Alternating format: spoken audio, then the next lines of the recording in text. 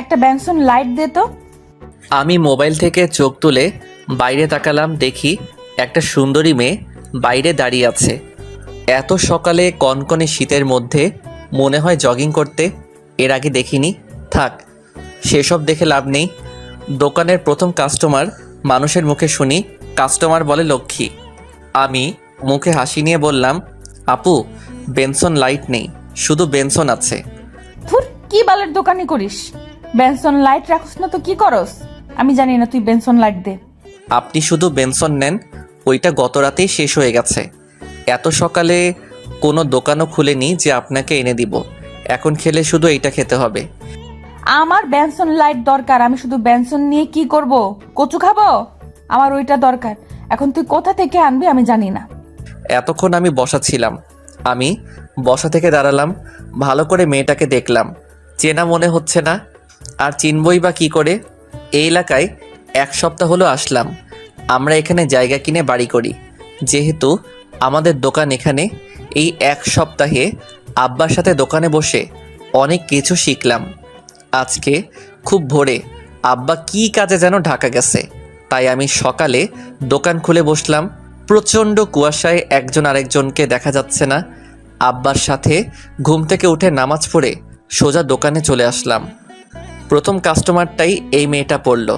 সকাল সকাল কারোর সাথে ঝামেলা করার আমার কোনো ইচ্ছাই নেই, তাও আবার মেয়ে। ছেলে হলে একটা কথা ছিল, 2-1টা কটু কথা বলা যেত। আমি বললাম, আমার কাছে নেই, অন্য দোকান দেখেন। এই বলে আমি চেয়ারে বসে মোবাইল টিপায় মনোযোগ দিলাম। মেয়ে কিছুটা হতাশ কণ্ঠে বলল, তোর কি দোকানদারি করার কোনো ইচ্ছে আছে? ইচ্ছে থাকলে আমাকে বেনসন লাইট বের করে দে। আমি জানি তুই মিথ্যা বলছস, না হলে তোর দোকান আমি 1 ঘন্টার ভেতরে তালা মারবো। আমি বুঝলাম মেয়েটার মাথা টাথা গেছে, মনে হয় সকাল সকাল পিনিকে ধরছে। মেয়েটা গায়ে পড়ে ঝগড়া করতে আসছে। আমি বিরক্ত কণ্ঠে বললাম, আপনি আমার কথা মন দিয়ে শুনুন। আমার কাছে বেনসন লাইট নেই, এখন আপনি আসতে পারেন। সকাল সকাল পাগল ছাগল কোথা থেকে যেন আসে, জান তো এখান থেকে। এরে কি বলে ফেললাম, ধুর, যা বলার বলছি। মাথা গরম হয়ে যাচ্ছে। মেয়েটা রাগি লুক নিয়ে আমার দিকে তাকালো। আমি পাগল ছাগল?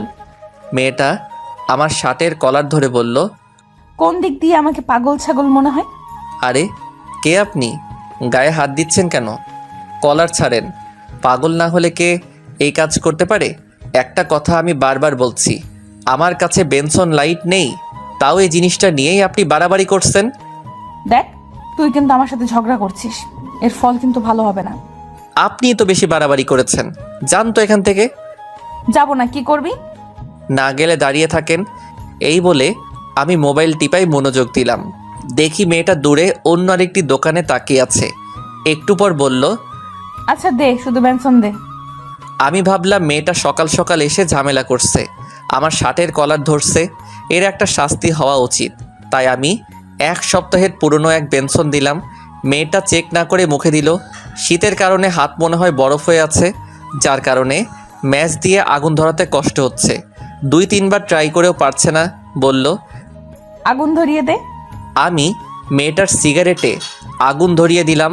দেখি সিগারেট টানতে শুরু করলো। ও 2 টান দিয়েই আমার দিকে আর চোখে তাকালো।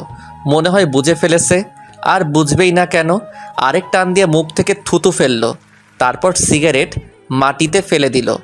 আমার দিকে রাগি লুক নিয়ে তাকালো, বলল, কয়দিন আগের বেনসন এটা? কোনো সমস্যা? সমস্যা না তো কি? তুই আমাকে পুরনো বেনসন দিয়ে বলস কোনো সমস্যা? তুই কি আমাকে বোকা ভেবেছিস? দে, ভালো একটা বেনসন দে। দিব, তাহলে আপনাকে 2টার টাকা দিতে হবে। তোর তো সাহস কম না, তুই আমার কাছে টাকা চাস? আবার পুরনো বেনসন দিয়ে সকাল সকাল আমার মুখটাই পুরো নষ্ট করে দিছিস, আবার ওইটা টাকা চাস? আপনি সিগারেট নিয়েছেন তো টাকা দিবেন না? আচ্ছা তুই কে রে এখানে? যে একটা বুড়ো আঙ্কেল বসে থাকতো, উনি কোথায়? উনি আমাকে কত সম্মান করে, আর তুই কোথা থেকে এসে আমার সাথে ঝামেলা করছিস? দে সিগারেট দে। না, আগে আপনি টাকা দেন। দে বলছি, না হলে কিন্তু ভালো হবে না। ধুর, রাখেন, আগে টাকা দেন। দেখি মেয়েটা রেগে যাচ্ছে, তাতে আমার কিছু যায় আসে না। এই শীতের মধ্যে মেয়েটা ঘামছে, মনে হয় রাগের কারণে।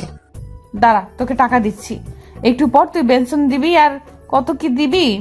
বলেই মেয়েটা মোবাইল বের করলো। দেখে আরেকজন লোক আসলো। লোকটিকে আমি চিনি, অনেক সময় দেখে আব্বার সাথে কথা বলে। ওনাকে দেখে আমার একটু জোর বাড়লো। ওনার নাম মাসুদ। মাসুদ ভাই বলল, কি আফিয়া, কোনো সমস্যা? তাহলে মেয়েটির নাম আফিয়া। আঙ্কেল দেখেন না, তারে বলছি বেনসন লাইট দিতে, কিন্তু সে আমাকে শুধু একটা বেনসন দিল, তাও আবার পুরনো। আমি বলছি নতুন একটা দিতে, ওইটাও দিচ্ছে না, আবার টাকা খুঁজে। মেয়েটা যেভাবে বলল মনে হচ্ছে সব দোষ আমার, আর উনি একটা বাচ্চা মেয়ে। যা বলেছে দিয়ে দাও। ইমাদ, তুমি তো আমাকে চেনোই। কিন্তু আঙ্কেল, তোমারে যেটা বলছি সেটা করো। আমি একটা বেনসন দিলাম। মেয়েটা হাতে নিয়ে ভালো করে চেক করলো, পরে আগুন ধরিয়ে টানতে লাগলো। আঙ্কেল সে মনে হয় নতুন, এজন্য জানে না আমি কি। সেটাই, এসব নিয়ে আর বাড়াবাড়ির দরকার নেই। ও তো তোমার ভাইয়েরই মতো, দুজন সমান বয়সী, ভাই বোনের মতো মিলেমিশে থাকবা, তাই না? কি বলিস ইমাদ? আমি ভাবতে লাগলাম মেয়েটার মনে হয় খুব পাওয়ার, না হলে মাসুদ আঙ্কেল এত সম্মান করে কথা বলছে কেন? যাই হোক, কোনো ঝামেলা করে লাভ নেই, আব্বা শুনলে পরে সমস্যা হবে। আমি বললাম, সেটাই। তাহলে আমি যাই। ইমাদ, যা লাগে দে, ওনার কাছ থেকে কোনো সময় টাকা যাবি না। জি আঙ্কেল। মাসুদ আঙ্কেল চলে গেল। এদিকে আফিয়ার সিগারেট খাওয়া শেষ। আফিয়া বলল, একটা স্পিড ক্যান দে তো ঠান্ডা। এই শীতের মধ্যে আপনি ঠান্ডা খাবেন? নর্মাল দেই। আমার স্বাস্থ্য নিয়ে তোর ভাবতে হবে না, যা বলছি দে।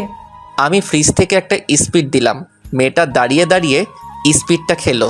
বলল, কত টাকা হয়েছে? 65 টাকা। 65 টাকা কি করে? আমার হিসেবে 50 টাকা। তুই এই নষ্ট সিগারেটের দাম চাচ্ছিস? হুম। আমি এই নষ্ট সিগারেটের মূল্য দিব না, আর 50 টাকা আমি তোকে পরে দিয়ে যাব। আমরা তো বাকি দেই না, আপনার টাকা দেওয়া লাগবে না। মনে করেন এইটা আমি আমার পক্ষ থেকে খাওয়ালাম। না, আমি কারো কাছে ঋণী থাকবো না, তোরে আমি পরে দিয়ে যাব। শুনেন, আমার টাকা লাগবে না, জানতো এখান থেকে। আমার বিরক্ত লাগছে। আচ্ছা, আপনি কি মানসিক প্রতিবন্ধী? এমন করছেন কেন? মনে করেন আপনি আমার দোকানে আসেননি। এখন যান আপনি এখান থেকে। ওই কয়দিন এলাকায় ছিলাম না বলে শরীরে তেল হয়েছে? আমার মুখের উপর আজ পর্যন্ত কেউ কথা বলেনি, আর তুই কোথা থেকে উড়ে এসে আমার সাথে ঝগড়া করছিস? এর ফল কিন্তু ভালো হবে না। এই বলে রাগে গজগজ করতে করতে চলে গেল। মেয়েটার সাথে ঝগড়া করে এই শীতের মধ্যে শরীর থেকে ঘাম বের হচ্ছে। সকাল সকাল মুডটাই নষ্ট করে দিল। মাথা পুরো গরম হয়ে আছে। এমনিতেই রাতে রিয়ার সাথে ঝগড়া হয়েছে। রাগের কারণে তার সাথে ব্রেকআপ করে তার নাম্বার ব্লক মেরে দিয়েছি। আমিও এই ঠান্ডার মধ্যে একটা স্পিড খাইলাম মাথা ঠান্ডা করার জন্য। আধা ঘন্টা পর মানুষ আসা শুরু করলো। দুপুর পর্যন্ত বেচাকিনা করলাম। ভাবলাম বাড়ি থেকে ফ্রেশ হয়ে লাঞ্চ করে একটু রেস্ট নিয়ে আসি। আমি আস্তে আস্তে দোকানের শাটার ফেলে বাড়ির উদ্দেশ্যে রওনা দিলাম। 1 কিলো দূরে আমাদের বাসা। দুপুর টাইমে কোনো রিক্সা দেখা যাচ্ছে না। ভাবলাম হাঁটা ধরি। হাঁটতে লাগলাম। বাড়িতে যাওয়ার রাস্তায় একটা পার্ক পড়ে, যেটা জনসাধারণের জন্য উন্মুক্ত। দেখি সকালের মেয়েটা, কি জানি নাম, মনে হয়েছে আফিয়া নামটা। কি সুন্দর, কিন্তু মেয়েটা একেবারে বদ। দেখি কয়েকজন ছেলের সাথে আড্ডা দিচ্ছে। আমার সেসব ভেবে লাভ নেই। আমি আমার মতো হেঁটে যাচ্ছি। তার মধ্যে থেকে একটা ছেলে আমাকে ডাক দিল। আমি তাদের সামনে গেলাম। আফিয়া বলল, কোথায় যাস? বাসায়। তুই হয়তো এই এলাকায় নতুন আসছিস, তাই তোকে আজকের মতো ছেড়ে দিলাম।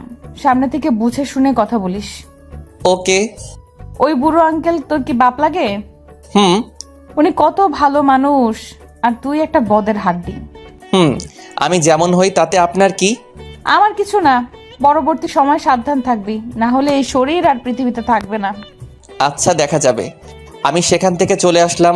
বাড়িতে এসে গোসল করলাম। মা ভাত দিল। আমি মাকে বললাম, মা, আব্বা কখন আসবে?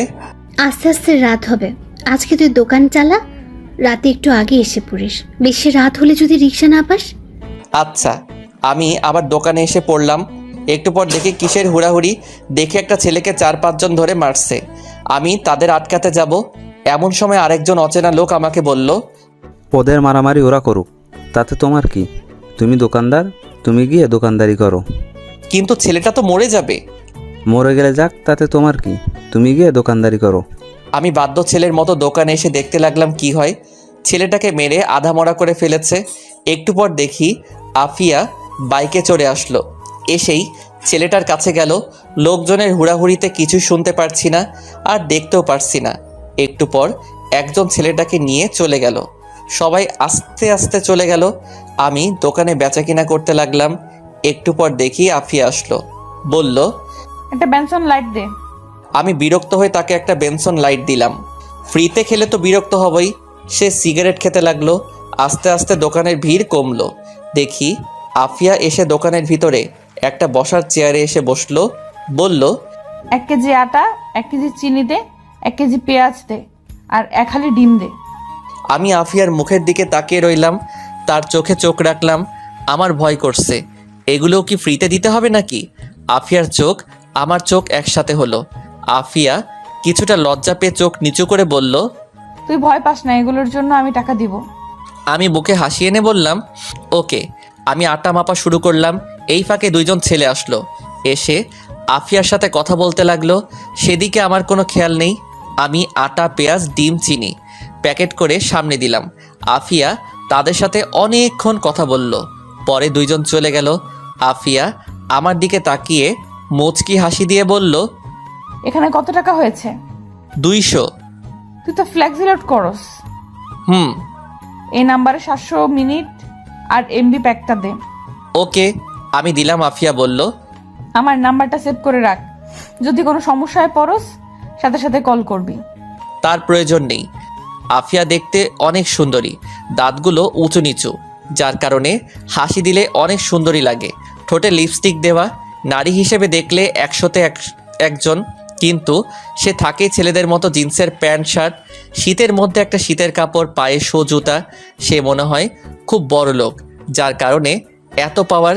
সেসব ভেবে লাভ নেই। একজন এসে বলল 10 কেজি আটা দিতে। আমি আটা মাপতে শুরু করলাম। 10 কেজি আটা দিলে উনি সেগুলো নিয়ে টাকা দিয়ে চলে গেল। আফিয়া বলল, এইগুলোর দাম রাখ, আমি যাওয়ার সময় নিয়ে যাব। কত টাকা হয়েছে? আমি হিসেব করে বললাম 900 টাকা। আর 4টা সিগারেট দে। আমাকে একটা 1000 টাকার নোট দিয়ে বলল, সব মিলিয়ে কত টাকা হয়েছে রাখো, সকালের টাকা রেখে দে। আমি সকালের টাকা না রেখে ফেরত দিয়ে দিলাম। আফিয়া চলে গেল। আমি তার যাওয়ার রাস্তার দিকে তাকিয়ে রইলাম। মাসুদ আঙ্কেল যেহেতু বলছে ও আমার বয়সী, তাহলে আমার বয়স 23 আর ওর বয়স এমনই। এই বয়সে মেয়েরা কি সুন্দর স্বামীর সাথে ঘর সংসার করে, আর ওর কি অবস্থা? নিশ্চয়ই এর পিছনে একটা কারণ আছে। সেই কারণটাই আমার জানতে হবে। এর মধ্যে দেখি মোবাইলে কল আসলো। নাম্বার চিনি না। ফোন ধরে কণ্ঠ শুনে বুঝতে পারলাম এটা রিয়া। ফোন দিছত কেন? তোর সাথে ব্রেকআপ। আমার কথা শোন, আমি খুবই দুঃখিত।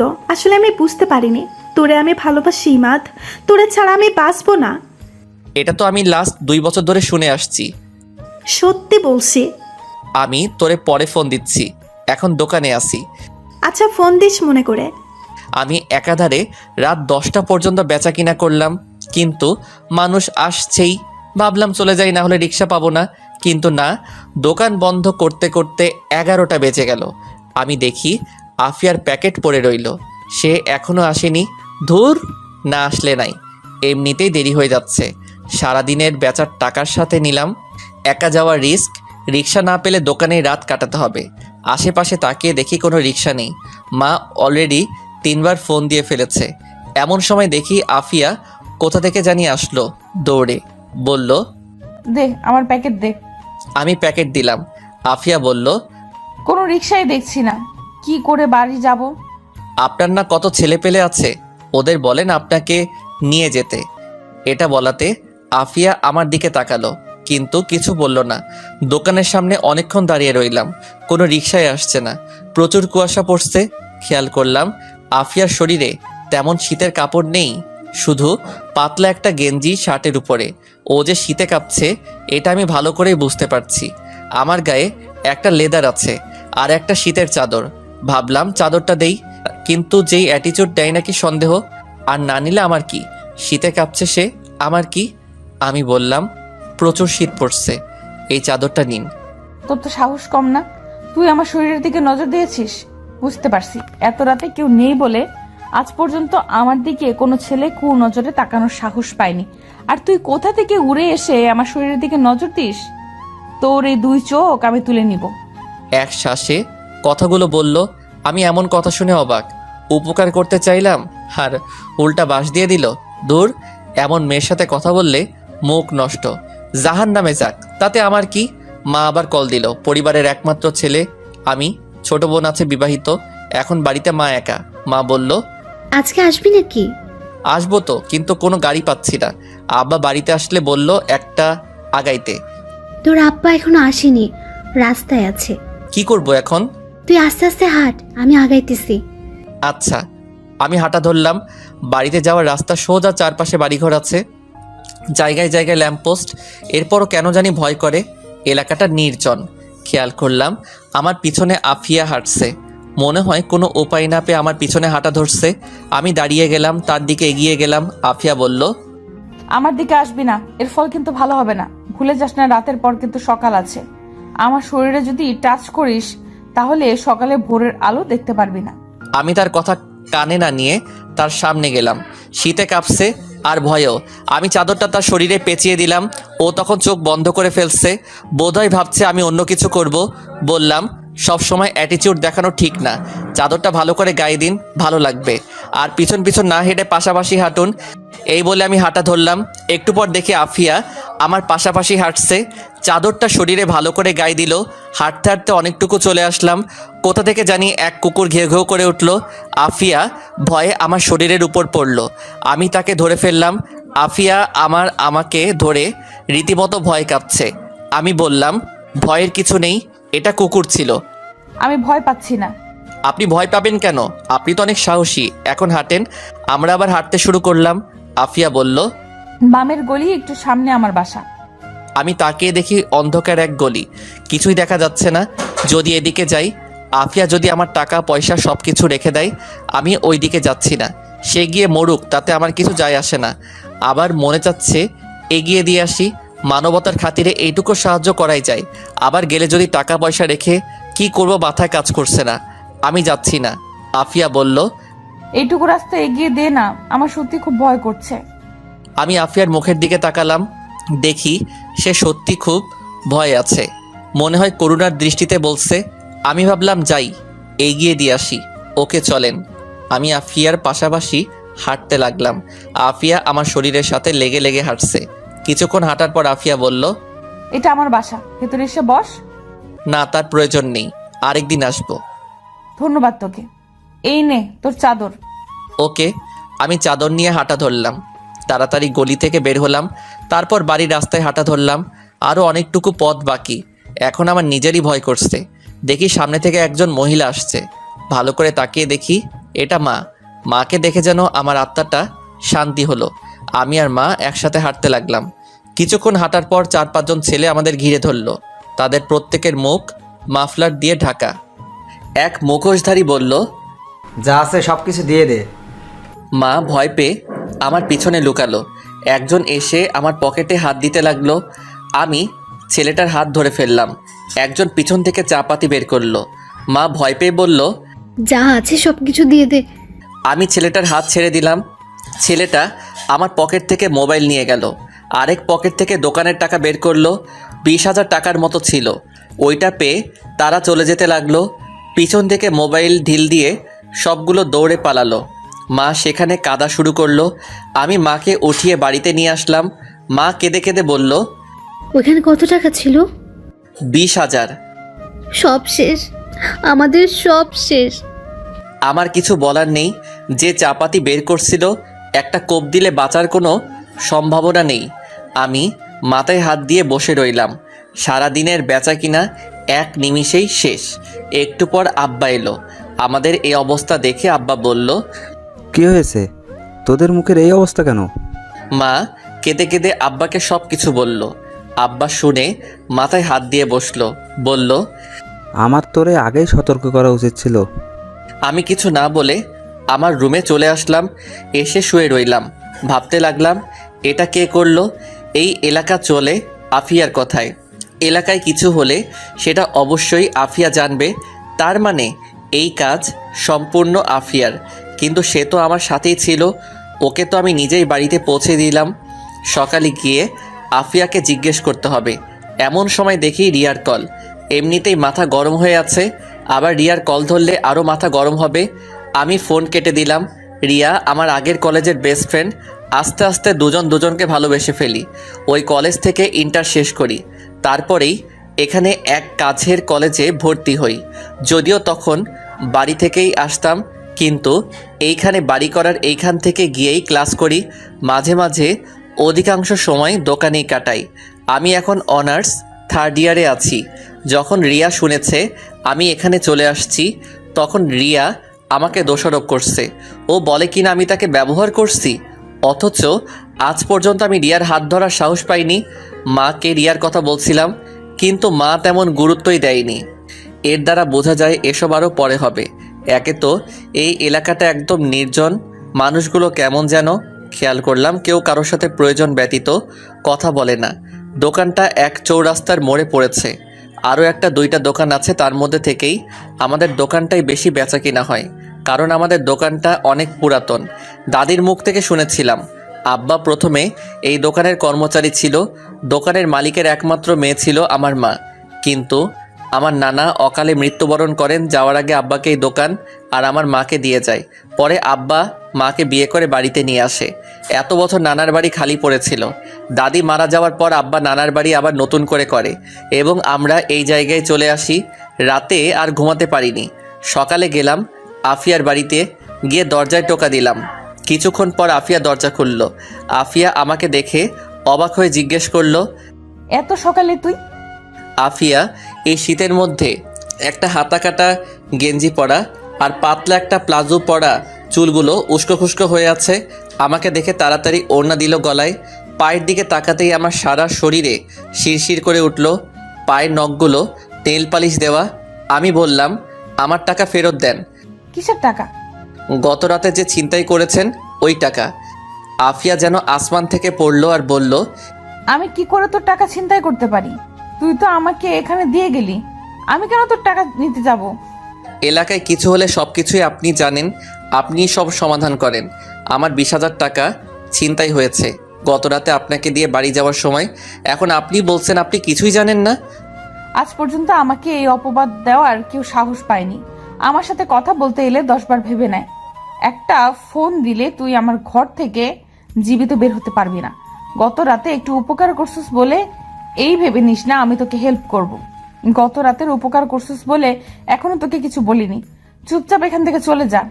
যাবই তো, আমি কি এখানে থাকবো নাকি? মনে রাখেন, এই টাকা নিয়ে আপনারা শান্তি মতো মরতেও পারবেন না। তোর নাম জানি কি? মোহাম্মদ ইমাদ। ইমাদ, তোরে লাস্ট ওয়ার্নিং দিচ্ছি, আর একটা কথা না বলে এখান থেকে চলে যা। আমি তার বাসা থেকে চলে আসলাম। খেয়াল করলাম ওর বাসায় শুধু ও একা। তার কি মা বাবা কেউ নাই? আমি নিশ্চিত টাকাটা সেই নিছে। আমি মুখটা কালো করে সেখান থেকে চলে আসলাম। বাড়িতে এসে নাস্তা করে গিয়ে দোকান খুললাম। আব্বা গতকাল সারাদিন অনেক কাজে ব্যস্ত ছিল। পরে আবার রাতে এই খবর শুনে আব্বার অবস্থা ভালো না, তাই আমাকে বলছে দোকান খুলতে, বোনটারে বলছে বাড়িতে আসতে। আমি দুপুর পর্যন্ত দোকানে বসে বাড়িতে আসলাম। আব্বা গিয়ে দোকান খুলল।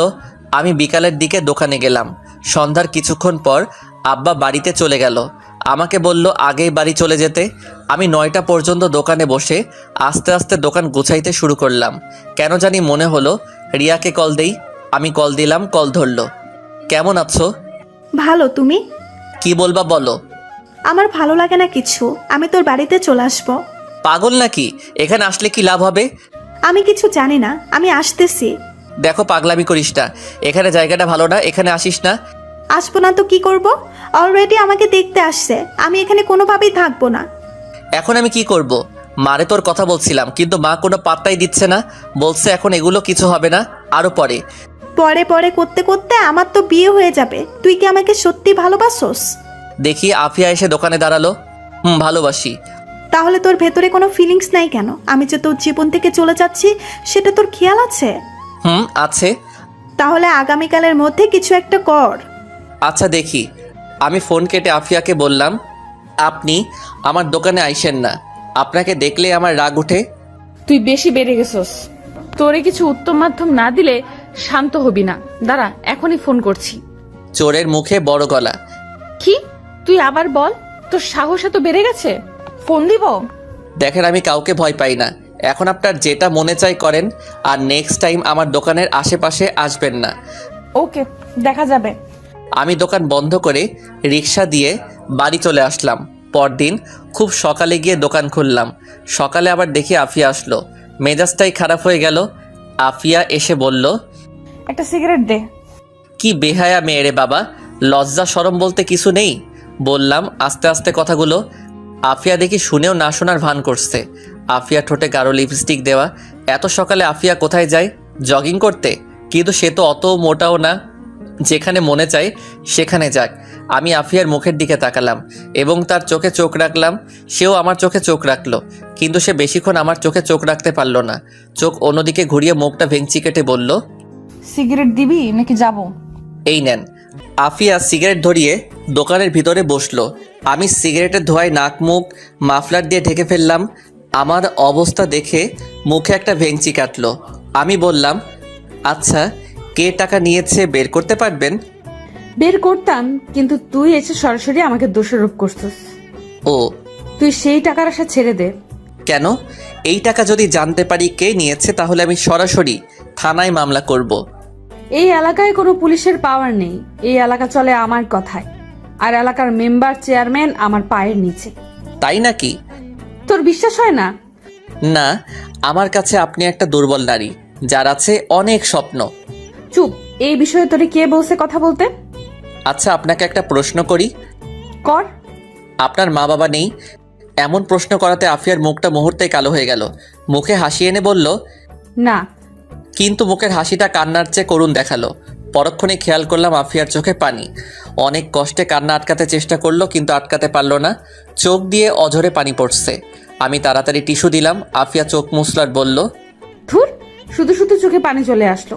যাই হোক, আজকে দুপুরে তোর দাওয়াত আমার বাড়ি। কি? আমাকে? কেন? এমনি। এটা ভালো লক্ষণ নাই, আমি যাচ্ছি না। ওকে, তোর ইচ্ছা। আরো অনেক ছেলে পেলে যাবে, তাই তোকেও বললাম। আচ্ছা আব্বারে পাঠিয়ে দিব। ওকে, আচ্ছা আমি যাই। আপনাকে কে বলছে এখানে বসতে? আফিয়া মুখটা ভেঙচি দিয়ে চলে গেল।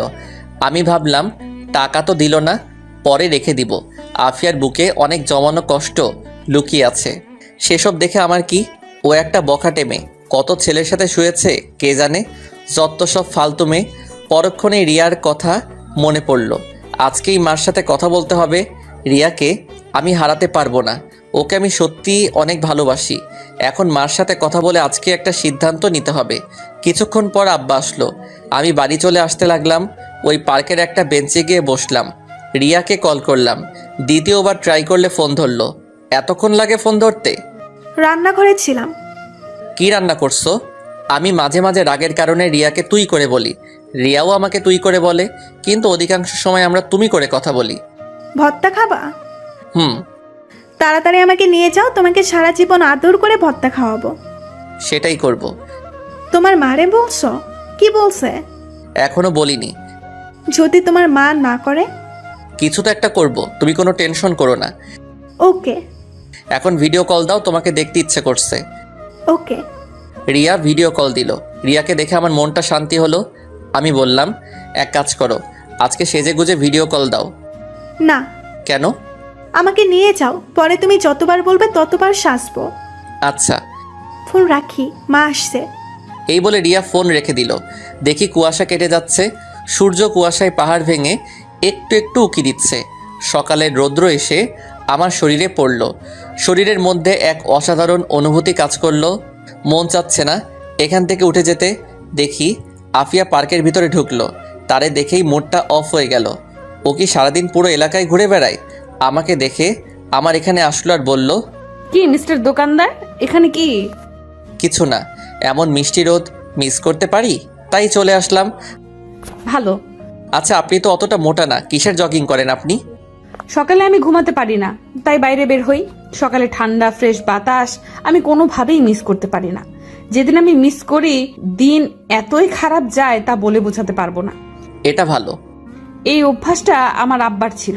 প্রতিদিন সকালে আমাকে সাথে নিয়ে বের হতো, তাই ছোটবেলা থেকেই আমার এই অভ্যাস। ভালো, ফ্রেশ বাতাস নেন, আমি যাই। এই বলে আমি উঠে বাড়ি চলে আসলাম। এসে নাস্তা করলাম। নাস্তা করে ভাবলাম যাই, মার সাথে রিয়ার ব্যাপারে আলোচনা করা যাক, মারে রাজি করাতে পারলেই হবে। আমি মার ঘরে গিয়ে টোকা দিলাম। মা বলল ভিতরে আসতে। মা বলল, কি হয়েছে? একটা কথা ছিল। বল। এটা রিয়ার ব্যাপারে। কোন রিয়ার ব্যাপারে? তোমারে বলেছিলাম না একটা মেয়ের ব্যাপারে, আমার ক্লাসমেট ছিল রিয়া। মা তার বাড়িতে একটু কথা বলে দেখবা। কিসের জন্য? মেয়েটাকে বাড়ি থেকে বিয়ের জন্য চাপ দিচ্ছে, কিন্তু ও আমাকে চাই। এখন কি বলবো? ও তোকে চায় তো আমি কি করব? এসব প্রেম ভালোবাসা আমি এক বিন্দু পরিমাণও বিশ্বাস করি না। এগুলো 1 সেকেন্ডের ব্যাপার, এই আছে এই নেই। আছে আবেগের ঠেলায় বলছে তোকে ভালোবাসে। তোর থেকে ভালো কোনো ছেলে পাক 1 মুহূর্তও লাগবে না তোকে ভুলতে।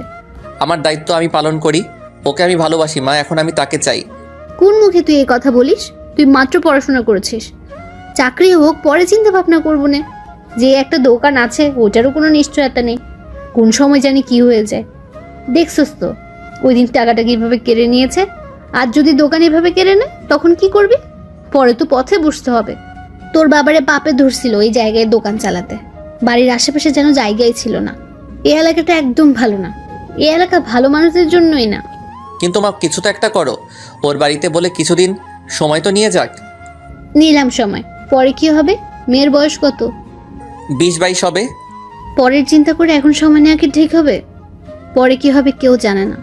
শুধু শুধু মেয়েটাকে বসিয়ে লাভ আছে? তুই তোর মতো থাক, ও ওর মতো থাক। কোন মুখে তুমি এই কথা বলো? আর যদি আব্বা তোমাকে এই কথা বলে তুমি নিতে পারবে? তুমি কিছু একটা করো, আমি তাকে চাই। ও আমার মুখের দিকে তাকিয়ে আছে। এখন আমার টেনশন দিস না। কিছুদিন পর ফাতিমার ডেলিভারি। ফাতিমা আমার ছোট বোনের নাম। কিন্তু মা, আমি কোন মুখে মেয়ের বাড়িতে কথা বলবো? আমাদের কিছু আছে? না আছে জায়গা সম্পত্তি, না আছে ভালো বাড়ি। কোনো মতে দিন চলছে, এর মাঝে তুই কি করে এ কথা বলতে পারিস? টাইম নাও। রিয়া রাজি আছে। আমাদের টাইম দেওয়ার জন্য ওরা বসে আছে নাকি? অন্তত বলে তো দেখতে পারি। আচ্ছা দেখি তো ওরা আব্বারে পাঠাতে পারে কিনা। আচ্ছা, এই বলে আমি চলে আসলাম। আমি হাড়ে হাড়ে বুঝতে পারছি মার বিন্দু পরিমাণ ইচ্ছা নেই। আমি রিয়াকে কি করে বলবো? যেদিন আব্বা যাবে ওই দিন রিয়াকে বলবো। রাতে দেখি রিয়া সেজেগুজে ছবি পাঠালো। আমি তখন দোকানে। আমি ফোন দিলাম, কিন্তু মেসেজ দিয়ে বলল ফোন না দিতে। পরক্ষণেই অফলাইন চলে গেল। 3 দিন পরে ডেট ঠিক হলো, আব্বা যাবে তাদের বাড়িতে। আশ্চর্যের বিষয় হলো 3 দিনে একবারও রিয়াকে ফোনে পেলাম না, অনলাইনে আসলো না। অবশেষে রিয়ার মার মোবাইলে কল দিলাম, তখন রিয়া কল ধরলো। কণ্ঠ চিনে বুঝতে পারলাম। আমি বললাম, তোমার তো কল দিয়ে পাই না। আমার মোবাইল মা নিয়ে গেছে, মার বাটন মোবাইল আমার কাছে। আজকে আব্বা যাচ্ছে তোমাদের বাড়িতে। কিন্তু কিন্তু কি? আমাকে এসে দেখে গেছে এক সম্বন্ধ, এমনকি বিয়ের তারিখ ঠিক করে গেছে। কি বলো? তুমি বলো নাই আমার কথা? বলছি, কিন্তু কেউ আমার কথা কানেই নেয়নি। আচ্ছা তোমার আব্বা আসুক, আমি তোমার আব্বার সাথে চলে আসবো। না, আমি ফ্যামিলির উপরে যেতে পারবো না। আচ্ছা তোমার আব্বা আসুক, দেখি কি করতে পারি। আচ্ছা। আমি সারাদিন দোকানে থেকে রাতে বাড়ি গেলাম। দেখি আব্বা বাড়িতে। মার মুখের অবস্থা ভালো না। আমি বললাম, কি হয়েছে? আমি কত করে বলেছিলাম এখন ওগুলোর প্রয়োজন নেই। তোর আব্বা সেখানে গিয়ে অপমানিত হয়ে এসেছে।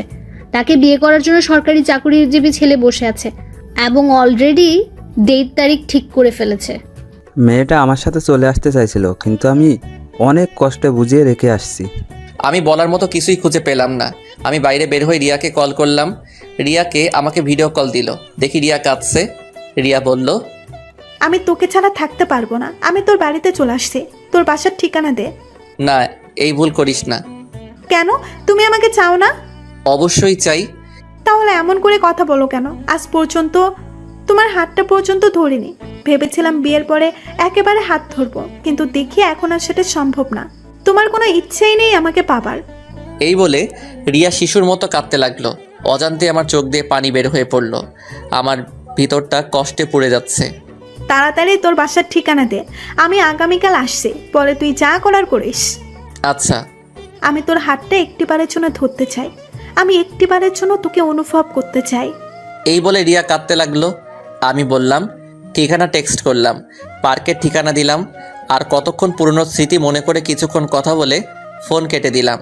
পরদিন আব্বারে দোকানে রেখে পার্কে গেলাম। গিয়ে রিয়ার জন্য অপেক্ষা করতে লাগলাম। দেখি আফিয়া পার্কে আসলো কয়েকজন ছেলে ফেলে নিয়ে। তারে দেখে মেজাজটা বিগড়ে যায়। তারা দূরের এক বেঞ্চে বসে কথা বলতে লাগলো। একসময় দেখি আফিয়া একটা ছেলেকে চড় দিল। চড় খেয়ে ছেলেটা মাটিতে পড়ে গেল। আফিয়া ছেলেটিকে আরও কি জানি বলল। দেখি রিয়া রিক্সা থেকে নেমে পার্কের ভিতরে প্রবেশ করলো। আমি ইশারা দিলাম। রিয়া আমার কাছে আসলো, এসে আমাকে জড়িয়ে ধরলো, ফুপিয়ে কেঁদে উঠল। আমি তার পিঠে হাত রেখে সান্ত্বনা দিতে লাগলাম। আমি রিয়াকে আমার পাশে বসালাম। রিয়া আমার হাতে হাত ধরলো, আমার কাঁধে মাথা রেখে কাঁদতে লাগলো। রিয়া বলল, আমি তোমাকে হারাতে চাই না। আমিও। চলো না এখন গিয়ে বিয়ে করে ফেলি, পরেরটা পরে হবে। কিন্তু বুঝেছি, তোমারই কোনো ইচ্ছে নেই। শুনেছি সত্যিকারের ভালোবাসা বলে কখনো কাউকে ভয় পায় না। আসলে তুমি আমাকে সত্যিই ভালোই বাসো না। বাসি না বাসলে কি আর এত কিছু করতাম? সবার আগে ফ্যামিলি। যারাই ফ্যামিলির উপরে গিয়েছে তারাই শেষ হয়ে গেছে। কতই না ভালো হতো যদি সারাটা জীবন একসাথে থাকতে পারতাম। এখনো হয়তো সময় আছে। এইভাবে আমাকে দূরে থেকে ভালোবেসে যেতে পারবা? হয়তো তোমার এই একটু ভালোবাসা নিয়ে আমি সারাটা জীবন কাটিয়ে দিতে পারবো। কোনো কি উপায় নেই? উপায় আছে, কিন্তু এমনও হতে পারে সেটা বেশি দিন স্থায়ী হবে না।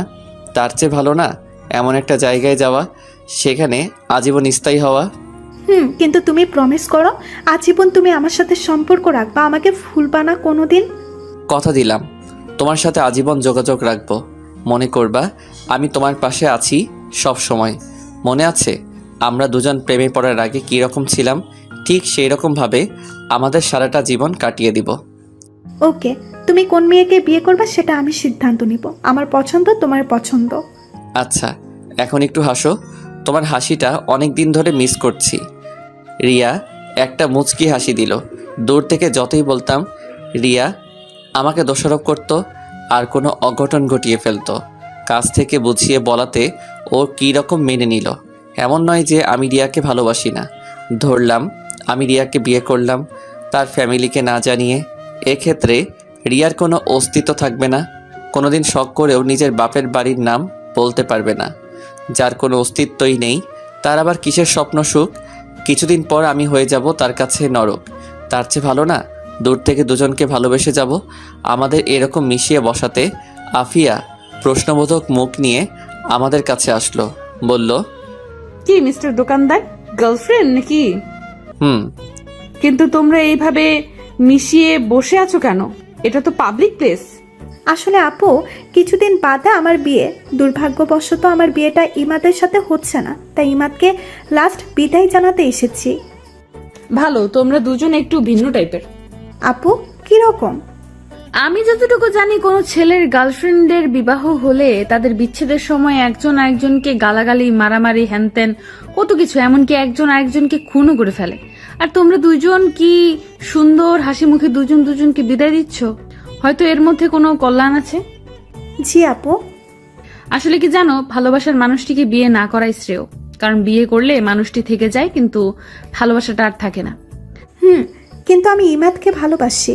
বিয়ের পর ওকে আমি দূর থেকে ভালোবেসে যাব। সেটাই ভালো, তোমরা থাকো, আমি যাই। আফিয়া চলে গেল। আমি বললাম, চলো মার সাথে দেখা করে যাবে। চলো। আমি রিয়াকে বাসায় এনে মার সাথে পরিচয় করিয়ে দিলাম। কি আজব, মার সাথে সেকেন্ডের মধ্যে মিশুক হয়ে গেল। কি কথা লাগিয়ে দিল। যাওয়ার সময় রিয়া মার কাছে দোয়া চাইলো, পরে দোকানে নিয়ে আসলাম। আব্বার কাছ থেকে বিদায় নিয়ে দোয়া চাইলো, পরে বাস স্টেশনে নিয়ে গেলাম। শেষমেশ বিদায়ে রিয়া কেঁদে দিল, আমাকে জড়িয়ে ধরে রাখলো। বাসে উঠিয়ে দিয়ে দোকানে চলে আসলাম। ইচ্ছা করে রিয়ার বিয়ের তারিখটা জানি নাই, কারণ ওই দিনটায় কষ্ট হতো বেশি। এখন মনে হবে রিয়া এখনও আমার জন্য ওয়েট করছে। কষ্ট দূর করার জন্য যতটা সম্ভব রিয়াকে ভুলে থাকাই ভালো। দোকানে আসলে আব্বা বাড়ি চলে গেল। সন্ধ্যা ছুঁই ছুঁই। সন্ধ্যার সময় দেখি কুয়াশা পড়া শুরু করছে। তাড়াতাড়ি বাড়ি চলে যাই। এভাবে অনেক দিন চলে গেল। বিয়ের 1 সপ্তাহ পর রিয়া তার স্বামীর সাথে আমার পরিচয় করিয়ে দিল। তার স্বামীও খুব মিশুক। অল্প কথাতেই দুজন বন্ধুর মতো হয়ে গেলাম। মাঝে মাঝে আমাকে ফোন দিয়ে রিয়া কি পছন্দ করে কি অপছন্দ করে এটা সেটা জিজ্ঞেস করে। মানে তাদের সংসার ভালোই চলছিল। এটা দেখে আমি খুব খুশি, কিন্তু আমার মনের ভিতর একটা চিনচিন কষ্ট ভারী দেয়, কারণ রিয়াকে নিজের মতো করে পেলাম না। হয়তো রিয়া সেটা আমার চোখে দেখতে পায়। দেখলে আর কী লাভ। ভাবলাম রিয়ার সাথে আর কোনো সম্পর্ক রাখা যাবে না। তার সাথে কথা বললেই পুরনো স্মৃতি মনে হয়। তখন ভিতর থেকে চাপা কান্না চলে আসে। আস্তে আস্তে রিয়ার কল ইগনোর করতে লাগলাম। এভাবে মাসখানেক চলে গেল।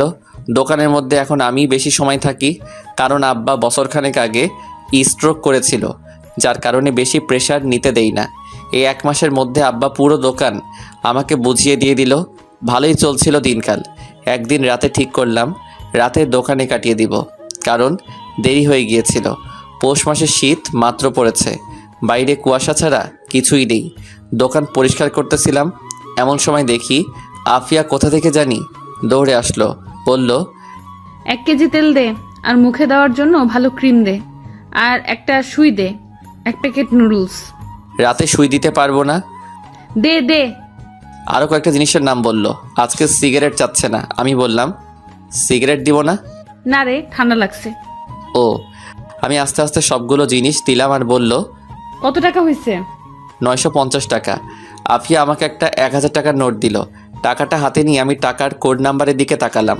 আমি সবসময় কারো কাছ থেকে বড় টাকার নোট পেলে অথবা দিলে আমি কোড নাম্বারটা দেখে নিই, যাতে উনি অস্বীকার করতে না পারে অথবা জাল বলে ঝামেলায় ফেলতে না পারে। ওই দিন আফিয়া একটা 1000 টাকা নোট দিয়েছিল। ওই দিন আমি কোডটা ভালো করে দেখেছিলাম, কারণ আফিয়া এমনিতেই তেরা টাইপের মেয়ে। কিন্তু খেয়াল করে দেখলাম ওই দিন যে টাকা দিয়েছিল সেই টাকার লাস্টের কোড আর আজকের টাকার লাস্টের কোড এক। ওই দিন টাকা ছিনতাই হয়ে গিয়েছিল, সেই ছিনতাই করা টাকার মধ্যে আফিয়ার দেওয়া ওই টাকাটা ছিল। দুর্ভাগ্যবশত আফিয়া আজকে আমাকে এই টাকাটা এনে দিল। তার মানে ওই দিন ছিনতাইটা আফিয়া করছিল, হয়তো সে করেনি, অন্য কাউকে দিয়ে করিয়েছে। মহান আল্লাহর কি লীলা খেলা। আফিয়া বলল, কে তো দেখছিস, আমাকে বিদায় কর, বাসায় যেতে হবে। বাসায় তো যাবেন, তার আগে আমার কিছু প্রশ্নের উত্তর দিন। তাড়াতাড়ি বল। চেয়ারে বসেন, দরকার হলে আমি এগিয়ে দিয়ে আসব। আফিয়া চেয়ারে বসলো।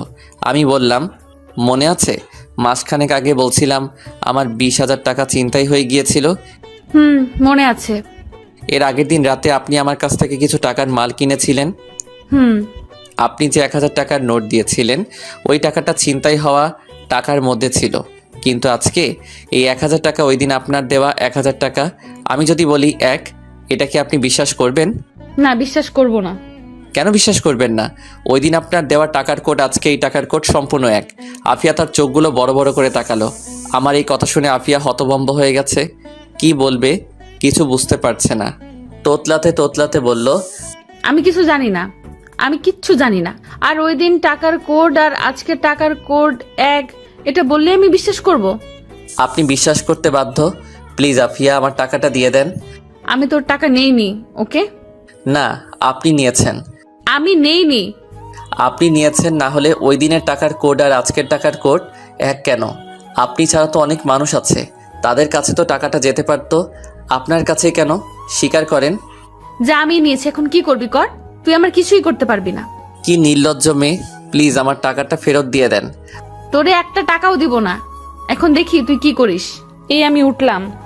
আমি তার কিছুই করতে পারবো না, এটা আমি ভালো করেই জানি। আব্বা জানলে আব্বাও কিছু করতে পারবে না, তার চেয়ে ভালো তাদের না জানানো। টাকার আশা আমরা আরও অনেক আগে ছেড়ে দিয়েছি। এখন দেখি আফিয়াকে ফাপড় টাপড় দিয়ে কিছু নিতে পারি কি না। জানি কিছুই করতে পারবো না। আমি বললাম, দেবেন না? না, দিব না। আমি ভাবতেছি আফিয়ার দুর্বল জায়গায় আঘাত করব। না থাক, মেয়েটাকে কাঁদিয়ে লাভ নেই। ওকে, দেখা যাক। আফিয়া বাইরে তাকিয়ে দেখে কোনো গাড়ি নেই। আফিয়া বলল, বাসায় যাবি না? না, আজকে দোকানেই থাকবো। এখন আমি কি করে বাসায় যাব? আমার দিকে তাকিয়ে মুচকি হাসি দিয়ে বলল, একটু এগিয়ে দিবি? ধুর, আপনি কে? আপনাকে চিনি না, বের হন দোকান থেকে। টাকা চুরি করে বলে আবার বড় বড় কথা বলে। আপনার মতো মেয়েরা লাস্টে মানুষের লাত্তি উষ্টা খেয়ে মরে। এমন করতেছিস কেন? একটু হেল্পই তো চাইছিলাম। ওই দিন তো আপনার হেল্প করেছিলাম, উল্টা আমার পিঠে লাথি মারলেন। এলাকায় অন্য কেউ ছিল না। আসলে আমি জানতাম না ওরা তোর টাকা ছিনতাই করছে। পরদিন সকাল পর্যন্ত আমি জানতাম না। তুই যখন আমার সাথে রাগারাগি করে চলে গিয়েছিলি, পরে আমি খোঁজ নিয়ে জানতে পারি তোর টাকা ছিনতাই করছে। পরে ভাবলাম তোর কাছে ছোট হয়ে লাভ কি, তার চেয়ে ভালো না জানানো। অনেক ভালো কাজ করছেন, এখন দোকান থেকে বের হন। ইমাদ, সরি। সরি? আমি বুঝি না, আমি টাকা ফেরত চাই। 20,000 টাকা কামানো খুব কষ্ট, চোররা টাকার মর্যাদা কি বুঝবে? আফিয়ার মুখটা মুহূর্তের মধ্যেই কালো হয়ে গেল। মনে হচ্ছে লজ্জায় কি বলবে, কিছুই বুঝতে পারছে না। আমি আমার টাকা ফেরত চাই। এখন যেটা করার দরকার আমি সেটা করব। খেয়াল করলাম আফিয়ার চোখের কোণে পানি জমে গেছে। ধূপ করে চেয়ারে বসে পড়ল, হাত দিয়ে মুখ থেকে ফেললো। কিছুক্ষণ পর আফিয়া তার মোবাইল দিয়ে বলল, এই নে তোর টাকা, এখন প্লিজ আমাকে বাসায় এগিয়ে দে। মনে থাকলে আর জীবনেও তোর দোকানে মুখ দেখাবো না। টাকা ছিনতাই করে আবার অভিমান দেখায়, তাতে আমার কি? আমি অফিসার হাত থেকে মোবাইল নিলাম, মোবাইল দেখে আইফোন 12, মোবাইল দেখে আমি অবাক। আফিয়া আইফোন 12 চালায়, এটা যেন আমি বিশ্বাস করতে পারতেছি না। চালাইতে পারে, পাবলিকের টাকা মেরে মেরে খায়। যাই হোক, 20,000 টাকার বেশি উঠে যাবে, সেটা আপনার ইচ্ছা। এখন আমাকে বাসায় দিয়ে আয় পারবো না। প্লিজ। ওকে। আমি দোকান তালা মেরে বের হলাম। আফিয়া আমার সাথে ঘেঁষে ঘেঁষে হাঁটছে, মনে হয় ভয় পাচ্ছে। আফিয়ার শরীর থেকে মিষ্টি একটা গন্ধ ভেসে আসছে। কিছুক্ষণ হাঁটার পর আফিয়ার বাড়িতে পৌঁছালাম। আফিয়া বলল, ভেতরে এসে বস। না থাক, আমি যাই। ভেতরে আয়। আফিয়ার জোড়াজুড়িতে ভিতরে ঢুকলাম, গিয়ে সোফায় বসলাম। বাড়িটা তেমন বড় না, একতলা ছাদ, রুম 3টা। রুমগুলো আসবাবপত্র দিয়ে ভরপুর, অনেক সুন্দর করে সাজানো ঘরটা। কিছুক্ষণ বসে রইলাম, খেয়াল করলাম আফিয়া রান্না করে যেন কি করছে, খাওয়ার জন্য কিছু তৈরি করছে। খিদাও লাগছে। কিছুক্ষণ পর আফিয়া নুডলস রান্না করে নিয়ে আসলো, আমার সামনে দিয়ে বলল, নে খা। খাবো না। আরে খা, আমার সাথে তোর ঝামেলা মিটমাট, এখন তাড়াতাড়ি খেয়ে নে। ওকে। আমি নুডলস খাওয়া শুরু করলাম, মুখে দিয়ে আমি যেন আকাশ থেকে পড়লাম। এত স্বাদ, এত স্বাদ কী করে হতে পারে? আমার খাওয়া সব থেকে বেস্ট নুডলস। আমি 1 প্লেট খেয়ে আরেকটু নিলাম, নুডলসকে পানি খেলাম, ভাবলাম একটু প্রশংসা করি। আমি বললাম, এত স্বাদের নুডলস আমি জীবনেও খাইনি, সত্যি এটা অনেক ভালো ছিল। সত্যি? আজ অনেক দিন পর আমি একজনকে নিজ হাতে রান্না করে খাওয়ালাম। তাহলে উঠি, এখন আমাকে এগিয়ে দিবে কে? আমি। পরে আমাকে এগিয়ে দিবে কে? এই বলে হাসতে লাগলো। আমি বললাম, তাহলে যাই। সাবধানে যাইস। আমি হাঁটা ধরলাম। আস্তে আস্তে হাঁটতে হাঁটতে দোকানে চলে আসলাম। এসে দোকান বন্ধ করে ভিতরে পিছনে খাট আছে, ওইটাই মাঝে মাঝে থাকি, সেখানে শুয়ে পড়লাম। অনলাইনে আফিয়ার মোবাইল বিক্রি করে দিলাম 50,000 টাকা। বলছে পরদিন টাকা দিয়ে মোবাইল নিয়ে যাবে, বাকি 30,000 টাকা আফিয়াকে ফেরত দিয়ে দিব। সকালে খেয়াল করলাম কে জানি দোকানের শাটারে আওয়াজ করছে।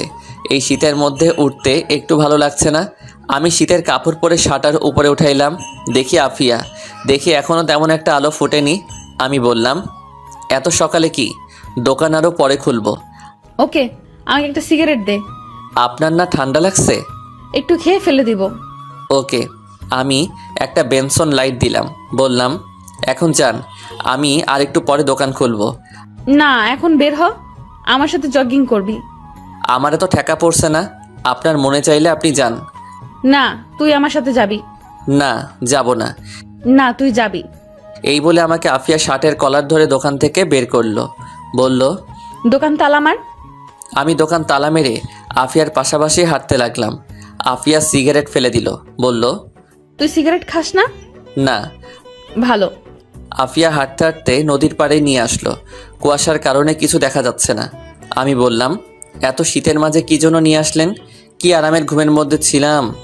আমার আজান দেওয়ার আগেই ঘুম ভেঙে যায়, পরে আর ঘুম ধরে না, তাই বাইরে চলে আসি।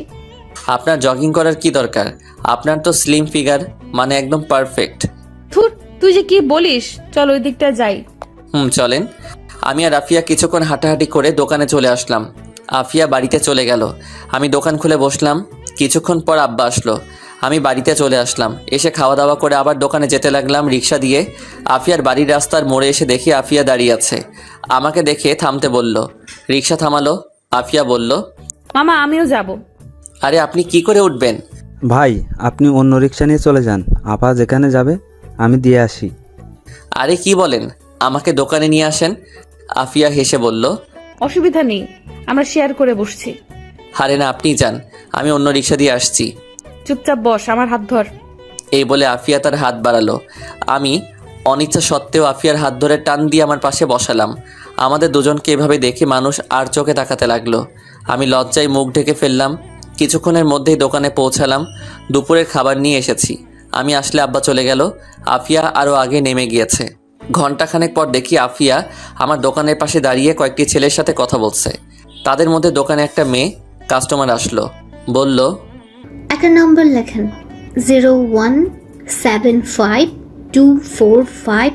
আচ্ছা থাক থাক, এখনকার যুগে ফ্ল্যাক্সিলোড করে শান্তি পায় না, একটা মিনিট কর দেন। মানে? নাম্বার দিলে পরে আবার এই নাম্বারে ফোন দিয়ে চালাতন করবে। আপনাদের মতো ছেলেদের আমার চেনা আছে, আপনারা সুন্দরী মেয়ে দেখলেই মাথা ঠিক থাকে না। দেন, মিনিট কাট দেন। সব কিছুই ঠিক ছিল, তোর নাম্বার দিতে অসুবিধা, তুই মিনিট কার্ড নিবি ভালো কথা। তুই এসব আলতু ফালতু প্যাচাল পারস কেন? মেজাজটা সাথে সাথে গরম হয়ে যায়। আমি বললাম, মিনিট কার্ড আপনার কাছে বিক্রি করব না, অন্য কোনো দোকান থেকে নেন। মিনিট কার্ড নেই মানে? ও বুঝেছি, আমার নাম্বারটা চাস, যেটা তুই আমাকে সরাসরি বললেই চলতো। এমনিতেই তুই একটু হ্যান্ডসাম, তোরে দেওয়াই চাই। আমার মতো সুন্দরী মেয়েদের পিছনে ছেলেরা লাইন ধরে দাঁড়িয়ে থাকে। আচ্ছা নে, নাম্বারটা তোল। আমি মেয়েটার দিকে তাকাতেই আমার কেমন যেন লাগছে। ঠোঁটে গাঢ় লিপস্টিক, যেটা আমার একদম পছন্দ নয়। বুকের উরু দুটো স্পষ্ট বোঝা যাচ্ছে। এমনিতেই মেজাজ গরম হয়ে আছে। আমি বললাম, সরেন তো দেখি। বাইরে তাকিয়ে দেখি কোনো ছেলে পেলে তো নেই, এমনকি বাইরে একটা কুত্তাও নেই। আমি বললাম, কোথায়? আপনার জন্য না বলে ছেলেরা লাইন ধরে দাঁড়িয়ে থাকে, কোথায়? বাইরে তো একটা কুত্তাও নেই। মেয়েটা অপমান লোকানোর জন্য তোতলাতে তোতলাতে বলল, তোরে দেখাইতে হবে, এখন নাম্বার তোল। আপনার মন মানসিকতায় সমস্যা আছে। আপনার কাছে আমি ফ্লেক্সিলোড বিক্রি করব না, যান এখান থেকে। কি? আমার মন মানসিকতার সমস্যা? তোদের মতো লুচ্চা ছেলেদের জন্য আজকে আমার মতো সুন্দরী মেয়েরা শান্তি মতো ফ্ল্যাক্সিলোড করতে পারে না। ওকে ফাইন, আপনি ফ্লেক্সিলোড কইরেন না। আমাদের চিল্লাচিল্লির আওয়াজ শুনে আফিয়া দোকানে আসলো আর বলল, কি হয়েছে? এই মেয়ে, তুমি কে? ওর সাথে ঝামেলা করছো কেন? ঝামেলা করব না তো কি করব? লুচ্চা একটা। আফিয়া আপনি শোনেন, উনি এসে বলেন নাম্বার লিখতে, কিন্তু নাম্বার না দিয়ে উনি বলেন আমি বলে আবার ফোন করে ডিস্টার্ব করব। আমি বলে লুইচ্চা আরও কত কিছু বলল। আফিয়া ঠাস ঠাস করে মেয়েটার গালে চড় দিল, বলল, তোর সাহস তো কম না? তুই কি করে ইমাদকে লুচ্চা বলিস? তোর নম্বর দিতে এতই প্রবলেম, তাহলে ফ্ল্যাক্স লোড করতে আসছিস কেন? আপনার সাহস তো কম না? আপনি কি করে আমাকে চড় মারলেন? জানেন আমি কে? আমি এই এলাকার চেয়ারম্যানের মেয়ে। আব্বারে বললে আপনাদের সবগুলোকে এখন ফুগে পাঠাবে। এক্ষুনি তোর আব্বারে ফোন দে। ও তোর মোবাইলে তো ব্যালেন্সই নেই। দাঁড়া, আমি কল দিচ্ছি। এই বলে আফিয়া কাকে যেন কল করলো। ফোন ধরলে বলল, কেমন আছেন আঙ্কেল? আপনার মেয়ের নাম যেন কি? ও এখানে একটু ঝামেলা করছে, ওকে একটু বোঝান তো। এই নে মোবাইল ধর। মেয়েটা মোবাইল ধরলো, কতক্ষণ কথা বলে বলল, লাস্টে বলল, আচ্ছা। সরি আপু, কিছু মনে করবেন না, আসলে আমি একটু বেশি বাড়াবাড়ি করে ফেলেছি। ইমাদ, সরি, আমি চাই। নেক্সট টাইম এই এলাকায় সাবধানে চলাফেরা করবি। যাও। ওকে আপু। এই বলে মেয়েটা চলে গেল। আফিয়া ছেলেগুলোর সাথে দুই একটা কথা বলে দোকানে এসে বসলো। আসলে তুই তো লুচ্চাই। মানে আমাকে কোন দিক দিয়ে লুইচ্চা মনে হয়? অনেক দিক দিয়ে। যাই হোক, মেয়েটাকে মারা আপনার ঠিক হয়নি। আমি তোর জন্য মেয়েটাকে মারলাম আর তুই বলিস ঠিক হয়নি? হুম। সিগারেট দে একটা। না, দিব না। আপনার সিগারেট খাওয়া বন্ধ। তুই বলছিস যা, আর খাবো না। সত্যি? আমার জন্য আপনি কেন সিগারেট খাওয়া ছেড়ে দিবেন? জানি না। খাওয়া দাওয়া করছেন? না। চলেন খাওয়া দাওয়া করি। না, তার চেয়ে ভালো তুই আমার বাসায় চল যাই, সেখানে খাওয়া দাওয়া করে চলে আসিস। না, আজকে টাইম শর্ট, আরেকদিন। ওকে, তুই খাওয়া দাওয়া কর, আমি বাড়ি যাই, রাতে কিছু জিনিস লাগবে। এই রিক্সা। আফিয়া রিক্সা দিয়ে চলে গেল। আমি খাওয়া দাওয়া করে রাত 9টা পর্যন্ত বেচাকেনা করলাম। এর মধ্যে আফিয়ার মোবাইলটা নিয়ে গেল টাকা দিয়ে। ভাবতাছি বাকি টাকা কি আফিয়াকে দিয়ে দিব নাকি আফিয়ার জন্য আরেকটি মোবাইল কিনে দিব। ধুর, ওর টাকা ওকে দিয়ে দিব। এখন বের হব বাড়িতে যাওয়ার জন্য। এমন সময় আফিয়া আসলো আর বলল, 5 কেজি চাউল দে। এখন কিছু দিতে পারবো না, দোকান বন্ধ করে ফেলবো, আগামীকাল নিয়েন। এখন দে। ওকে, আর কিছু লাগলে তাড়াতাড়ি বলেন। আফিয়া আরও কিছু জিনিসপত্র বলল, সেগুলো দিলাম। কত টাকা বিল হলো বললাম, সেগুলো দিলাম। আফিয়া টাকা দিল। আমি বললাম, আপনার আইফোন বিক্রি করেছি, এই নেন আপনার বাকি 30,000 টাকা। তোরে কে বলছে বিক্রি করতে? আমি তোর টাকা দিয়ে মোবাইল নিতাম। আপনি কবে টাকা নিয়ে আসবেন সেই আশায় আমি বসে থাকবো, এখন টাকা নেবেন? না, তাহলে আগামীকাল আমাকে মার্কেটে নিয়ে গিয়ে মোবাইল কিনে দিবি। আমার টাইম নেই, ধরেন আপনার টাকা। এখন কি করবেন আপনি জানেন। তুই আমাকে নিয়ে যাবি, এটা আমার পরিষ্কার কথা। আচ্ছা দেখি। আমি তাড়াতাড়ি দোকান থেকে বের হলাম, কারণ বাইরে একটা রিক্সা দাঁড় করিয়ে রাখছিলাম। আমি আগে গিয়ে রিক্সায় উঠে পড়লাম। আফিয়া বলল, আমি এত কিছু নিয়ে কি করে যাব? আপনি থাকেন, আমাকে দিয়ে আপনাকে নিয়ে যাবে। কি অকৃতজ্ঞ ছেলে রে তুই! একটা মেয়েকে তুই এভাবে ফেলে চলে যাবি? এর চেয়ে বেশি আর কী বা করতে পারি? তুই জানিস তোর যে এখন এখান থেকে হেঁটে যেতে হবে? জানি। তাহলে চল একসাথে শেয়ার করে যাই। না আপনি যান, আমি পরে আসছি। এই বলে আমি রিক্সা থেকে নেমে গেলাম। আফিয়ার জিনিসপত্রগুলো উঠালাম। আফিয়া রিক্সায় উঠে বসলো। আফিয়া বলল, উঠবি নাকি চলে যাব? মামা ওকে নামিয়ে দিয়ে আবার এখানে আসবেন। রিক্সা আর এখানে আসবে না, মন চাইলে উঠ, না হলে হেঁটে আয়। আমি জানি আফিয়া যেটা বলবে রিক্সাওয়ালা সেটাই শুনবে। আমি বাধ্য হয়ে আফিয়ার পাশে বসলাম। রিক্সা চলা শুরু করলো। আফিয়া আমার সাথে আরও ঘেঁষে বসলো আর বলল, অনেক শীত, আরো ঘেসে বস, তাহলে শীত লাগবে না। আপনার পাশে বসলেই এমনিতেই শরীর গরম হয়ে যায়।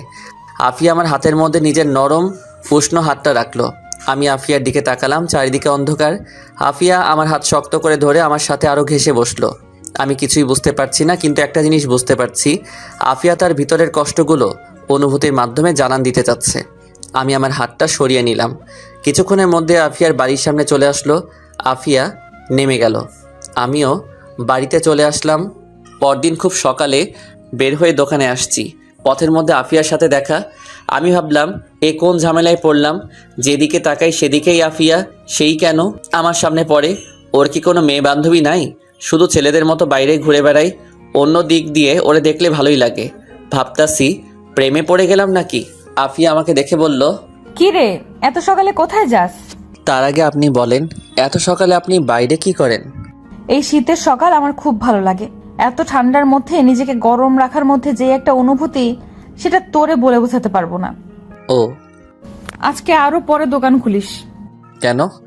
চল দুজন মিলে একসাথে হাঁটি। এখান থেকে দোকান পর্যন্ত আমি হেঁটে যাব। এতটুকু পর্যন্ত একসাথে যেতে পারি। এইটুকু হলেই চলবে। তাহলে চলেন। আমি আর আফিয়া পাশাপাশি হাঁটতে লাগলাম। এত সকালে কুয়াশার মধ্যে সামনে কি আছে দেখা যাচ্ছে না। আমি ভাবলাম আফিয়ার ফ্যামিলি নিয়ে কিছু প্রশ্ন করি। আচ্ছা, আমি কি আপনাকে আপনি করেই ডাকবো নাকি তুমি করেই? আজ পর্যন্ত আমাকে তুমি কিংবা তুই বলার কেউ সাহস পায়নি, সবাই আপনি করে ডাকে। আর তুই আমার কাছে একটু স্পেশাল, সেই জন্য তুই আমাকে যেটা খুশি ডাকতে পারোস। আপনার কাছে স্পেশাল, ভেরি ইন্টারেস্টিং। এই যে আপনি এত টাকা জিনিসপত্র কিনেন, এত টাকা কোথা থেকে পান? তোর দোকান থেকে কিনি তো, সেজন্য তুই আমাকে এত প্রশ্ন করছিস। আজ থেকে তোর দোকানের মুখই দেখবো না। আচ্ছা, আমার দোকানের মুখ দেখেন না, তার আগে এটা বলে যান এত টাকা কোথায় পান? আব্বা ব্যাংকে কিছু টাকা রেখে গিয়েছিল, এই টাকার লাভ নিয়ে চলি। আর ধান্দা তো আছেই। বয়ফ্রেন্ড কয়টা? দেখছো আমার হাত, একটা চড় দিব। এই শীতের মধ্যে আপনি আপনি গরম হয়ে যাবি। আমরা তো বখাটে মেয়ে, আমাদের সাথে আবার প্রেম কে করবে?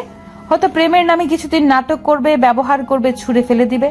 আসলে কি জানিস, যে যতই কথা বলুক, বিয়ে করার সময় সবাই সব থেকে ভালোটাই সিলেক্ট করে। কথাগুলো বলার সময় আফিয়া ইমোশনাল হয়ে পড়ে। তাই বলে কি আপনার বিয়ে করার ইচ্ছা নেই? জানি না। এই মুহূর্তে যদি একজন আপনাকে বিয়ে করার জন্য বলে, তাহলে আপনি কি করবেন? তার কানের নিচে চড় মেরে বিয়ে করার স্বাদ ভুলিয়ে দেব। কেন? এমনি। এত প্রশ্ন করছিস কেন? করবি আমাকে বিয়ে? যত সব ফালতু কথাবার্তা। এখন তুই বল, তোর গার্লফ্রেন্ড কয়টা? একটা ছিল রিয়া, ওর তো বিয়ে হয়ে গেছে, এখন কোনো গার্লফ্রেন্ড নাই। তোর আবার গার্লফ্রেন্ড না থাকতে পারে? এমনিতেই তুই যে হ্যান্ডসাম, তোরে দেখেই মেয়েরা ক্রাশ খাবেই। খাই তো, আপনাকে দেখে আর খেতে পারি না। ওকে, যদি তোর সাথে কোনো মেয়েকে দেখি, মনে করবি তুই মেয়েটাকে জীবনের লাস্ট বার দেখলি। আমি আফিয়ার কানে কানে গিয়ে বললাম, যদি ওই মেয়েটা তুমি হও। এই বলে আমি জোরে হেঁটে দোকানে চলে আসলাম। পিছনে তাকিয়ে দেখি আফিয়া তখনও সেখানে ঠাই দাঁড়িয়ে রইল। হয়তো এটা নিজের কানে বিশ্বাস করতে পারছে না। আফিয়ার জন্য আমার ভিতরে ভিতরে একটা ফিলিংস কাজ করত। তার সাথে বেশি চলাফেরা করি সেজন্য নাকি ও সবসময় আমার চোখের সামনে থাকে সেজন্য, আমি জানি না, কিন্তু ওকে কেন জানি আমার মন চাই। হয়তো আমি তার প্রেমে পড়ে গেছি, কিন্তু একটা বখাটে মেয়ের প্রেমে পড়লাম।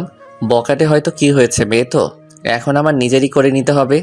আর আমি কোনো সময় আমার ভালোবাসার কথা বলবো না, কারণ ও তো বখাটে মেয়ে। কোন সময় মন ঘুরে যায় কে জানে, তারপরে ফান্দে ফেলে টাকা খাবে। আচ্ছা দেখি কি হয়। এমনিতেই আফিয়া অনেক সুন্দরী, আরও নিজেকে প্রোটেক্ট করতে জানে। আমি দোকান খুলে বসলাম। দেখি আফিয়া আসলো, বলল, মোবাইল কিনতে কখন যাবি? আব্বা দোকানে আসুক তারপর দেখি। এই বলে আফিয়া হাসি দিল। হাসিটা আমার বুকে তীরের মতো বেদ করলো। আমি বললাম, এখন কোথায় যাবেন? বাসায়। বাসায় থাকবেন, আমি এসে নিয়ে যাব। এই বলে আফিয়া চলে গেল। আমি বেচাকেনায় মনোযোগ দিলাম। একটানা 10টা পর্যন্ত বেচাকেনা করলে আব্বা আসলো। আমি বাড়িতে চলে আসলাম। এসে খাওয়া দাওয়া করে রেডি হয়ে আফিয়ার বাসার সামনে গেলাম। গিয়ে দরজায় টোকা দিলাম। একটু পর দরজা খুলল। দরজা খুললে আফিয়ার দিকে আমি আর চোখ সরাতে পারছি না। এটা আমি কি দেখছি? দেখি আফিয়া একটা লাল শাড়ি পরছে, চুলগুলো খোলা, ঠোঁটে লিপস্টিক, একেবারে আমার সামনে যেন জ্যান্ত পরি দাঁড়িয়ে আছে। আফিয়া লজ্জা পেয়ে মাথা নিচু করে বলল, কি এভাবে দেখতেছোস? আমরা শুধু একটা মোবাইল কিনতে যাব, এইভাবে সাজার কোনো মানে আছে? এমনি সাজলাম, অনেকদিন ধরে সাজি না। আজকেই কেন? অন্য কোনো দিন সাজতেন। আজকেই। ওকে, মোবাইল কোনো চয়েস নেই, আমি যেটা কিনে দিব ওইটাই নিতে হবে। এখন চল যাই। আফিয়া আর আমি একসাথে হেঁটে রাস্তায় আসলাম। ওইখান থেকে রিক্সা নিয়ে দুজনে এক রিক্সায় উঠলাম। উঠে মার্কেটের উদ্দেশ্যে রওনা দিলাম। মার্কেট যে এলাকায় থাকি এর বাইরে অন্য এলাকায় পড়ছে। মার্কেটে গিয়ে পছন্দ মতো একটা মোবাইল পছন্দ করে আফিয়াকে দিলাম। আফিয়া সেটা সাদরে বরণ করলো। আফিয়া চেষ্টা করলো আমাকে কোনো রেস্টুরেন্টে ঢোকাতে, কিন্তু আমি দোকানের কথা বলে কেটে পড়ি। রিক্সা নিয়ে আসছি, দেখি দুই একটা ছেলে আমাদের রিক্সা আটকালো। ছেলেটা বলল, কেমন আছেন আফিয়া আপু? ভালো, তোরা কেমন? আপনি আমাদের দিকে তাকান না, কি করে ভালো থাকবো? কি আপু, নতুন ভাতার নাকি? মানে? কিরে, রাতে কত দিস? আমাদের তো টাকা পয়সা আছে, আমাদেরও মনে চায় করতে। ইদানিং দেখছি আফিয়া আপু সুন্দরী হচ্ছে। আমি রিক্সা থেকে নেমে একটাকে কষিয়ে চড় দিলাম, আরেকটা আমাকে মারতে আসলো। আমি তাকেও কষিয়ে চড় দিলাম। দুজনে চড় খেয়ে আমাকে বকতে লাগলো। আমি বললাম, ওই মামা রিক্সা টান দেন। আমি কি রিক্সায় উঠলাম। রিক্সায় উঠলে আফিয়া কাঁদতে লাগলো। বলল, আমি কি করছিলাম তাদের? এত খারাপ কথা কি করে বলতে পারলো? ওরা ওদের কথা বলছে, তুমি তাদের কথায় কান দিও না। না, ওদের একটা শিক্ষা দিতেই হবে। এই বলে কাকে জানি কল করলো। কিছুক্ষণ কথা বলল, বুঝলাম ও ছেলে দুটোকে ধরে আনতে বলছে। আফিয়া বলল, জানিস, কেউ কাউকে সম্মান করে না, সবার কাছ থেকে সম্মান আদায় করে নিতে হয়। আরে তেমন কিছু না, রাগ করার দরকার নেই। আজ থেকে আমি আর তোর সামনে আসবো না। যেদিন তোর যোগ্য হতে পারবো সেদিন তোর সামনে আসবো। উল্টা আমিই তো তোমার যোগ্য না। খারাপের দিক দিয়ে তুই আমার যোগ্য না, কিন্তু ভালোর দিক দিয়ে আমি তোর যোগ্য নয়। ওসব যোগ্যটজ্ঞ বাদ দাও। হুম। তুমি বাড়িতে চলে যাও, আমি দোকানে যাই। ওকে। আমি দোকানের আগে নামলাম যাতে আব্বা না দেখে। আফিয়া চলে গেল। আমি দোকানে আসলে আব্বা চলে গেল। আমি এক হোটেলে খেয়ে দোকানে বসলাম। সন্ধ্যার দিকে দেখি আফিয়া ওই দুই ছেলেকে ধরে আমার দোকানের সামনে আনলো। সাথে 20-30 জন ছেলে। আফিয়ার আগে গজগজ করছে, মনে হচ্ছে এই দুটোকে মেরেই ফেলবে। আফিয়া বলল, বল, তোদের আমি কি করছিলাম? এরকম খারাপ মন্তব্য কেন করছিস? সরি আপু, ভুল হয়ে গেছে, আর জীবনেও এমন হবে না। এখন যেটা করছিস সেটার কি হবে? প্লিজ আপু, মাফ করে দিন। না, তোদের কোনো মাফ নেই। ইমাদ আমার ভাতার। এই কুত্তার বাচ্চারে কোন দিক দিয়ে ভাতার মনে হয়? আমার সাথে রাত কাটাতে চাস? এটা বলার সাথে সাথেই আফিয়ার পক্ষের এক ছেলে ওই ছেলে দুটোর মুখে লাথি মারলো আর বলল, তুই কোন মুখ দিয়ে এই কথা বের করিস? এখন পর্যন্ত আমরা আপুর দিকে চোখ তুলে কথা বলা সাহস করি না, আর তোদের কি সাহস? আপু, এদের আমি কোনোভাবেই মাফ করতে পারবো না। আমি বুঝতে পারলাম ওদের চোখে প্রতিশোধের আগুন জ্বলতেছে, যে কোনো সময় ছেলে দুটোকে মেরে ফেলতে পারে। আমি বললাম, ভাই শুনেন, আফিয়া আপু শুনেন, ওরা দুজন হয়তো না জেনে ভুলে ফেলেছে। আমি খেয়াল করেছিলাম তখন তারা দুজন নেশার মধ্যে ছিল, তাই হয়তো ভুলভাল বলেছিল। থাক আপু, মাফ করে দেন। না, ওদের কোনোভাবেই মাফ করব না। ও দুজন জানতো আমি কে। জেনে শুনে ও আমাকে খারাপ মন্তব্য করেছে। এই ওদের আমার সাথে রাত কাটানোর স্বাদ মিটিয়ে দে। এটা বলার সাথে সাথে কয়েকজন ছেলে ওদেরকে ধরলো। একজন ছেলে তার কোমরের বেল্ট খুললো। বুঝলাম এখন তাদের বেদম পেটাবে। আমি বললাম, আপু হয়তো তারা ভুল করে ফেলেছে নেশার কারণে, থাক এইবারের মতো মাফ করে দেন। দেখি একজন ছেলে তাকে তাদের দুজনকে বেদম পেটাচ্ছে। আফিয়া বলল, থাম, এবারের মতো তাদের দুজনকে মাফ করে দে। আর সাবধান করে দে ওই এলাকার প্রত্যেকটা ছেলেকে, যারা তারা সাবধানে চলাফেরা করে। আর এই দুইজন সামনে পড়লেই মাইর হবে। আমি ইমাদের কথায় তোদের মাফ করে দিলাম। যা তোরা দুজন। যাওয়ার সময় ছেলে দুটোকে যে যা পারে কিল চর লাথি দিয়ে দিল। আফিয়া সবার উদ্দেশ্যে বলল, রাকিব কোথায়? পিছন থেকে এক ছেলে বলল, জি আপু বলেন। জিনিয়া কে রে? কুদ্দুস চাচার মেয়ে। তোদের মধ্যে কি চলছে? তেমন কিছু না। জিনিয়াকে বিয়ে করবি? আজকে জিনিয়ার আব্বা আমার কাছে আসছে, তোর কথা বলছে এই বিয়েটা ঠিক করে দিতে। সমস্যাটা কি? কোনো সমস্যা নেই, কিছু টাকা শর্ট পড়েছে। কত? 50,000। আসলে আপু কুদ্দুস চাচার একমাত্র মেয়ে, তাই চাচ্ছে একটু আয়োজন করে বিয়েটা দিতে, কিন্তু টাকার কারণে হচ্ছে না। তোর তো আব্বা নেই। না আপু, এই তোদের প্রত্যেকের মানিব্যাগে হাত দে, যে যত পারিস দে। সবাই টাকা দিল, কেউ 1000, কেউ 500, কেউ 300, যে যত পারলো দিল। আফিয়া আমার দিকে তাকালো, বলল, তুই কিছু দে। থাক, তোরটা আমি দিয়ে দিচ্ছি। না দাঁড়ান। আমি 1000 টাকা দিলাম।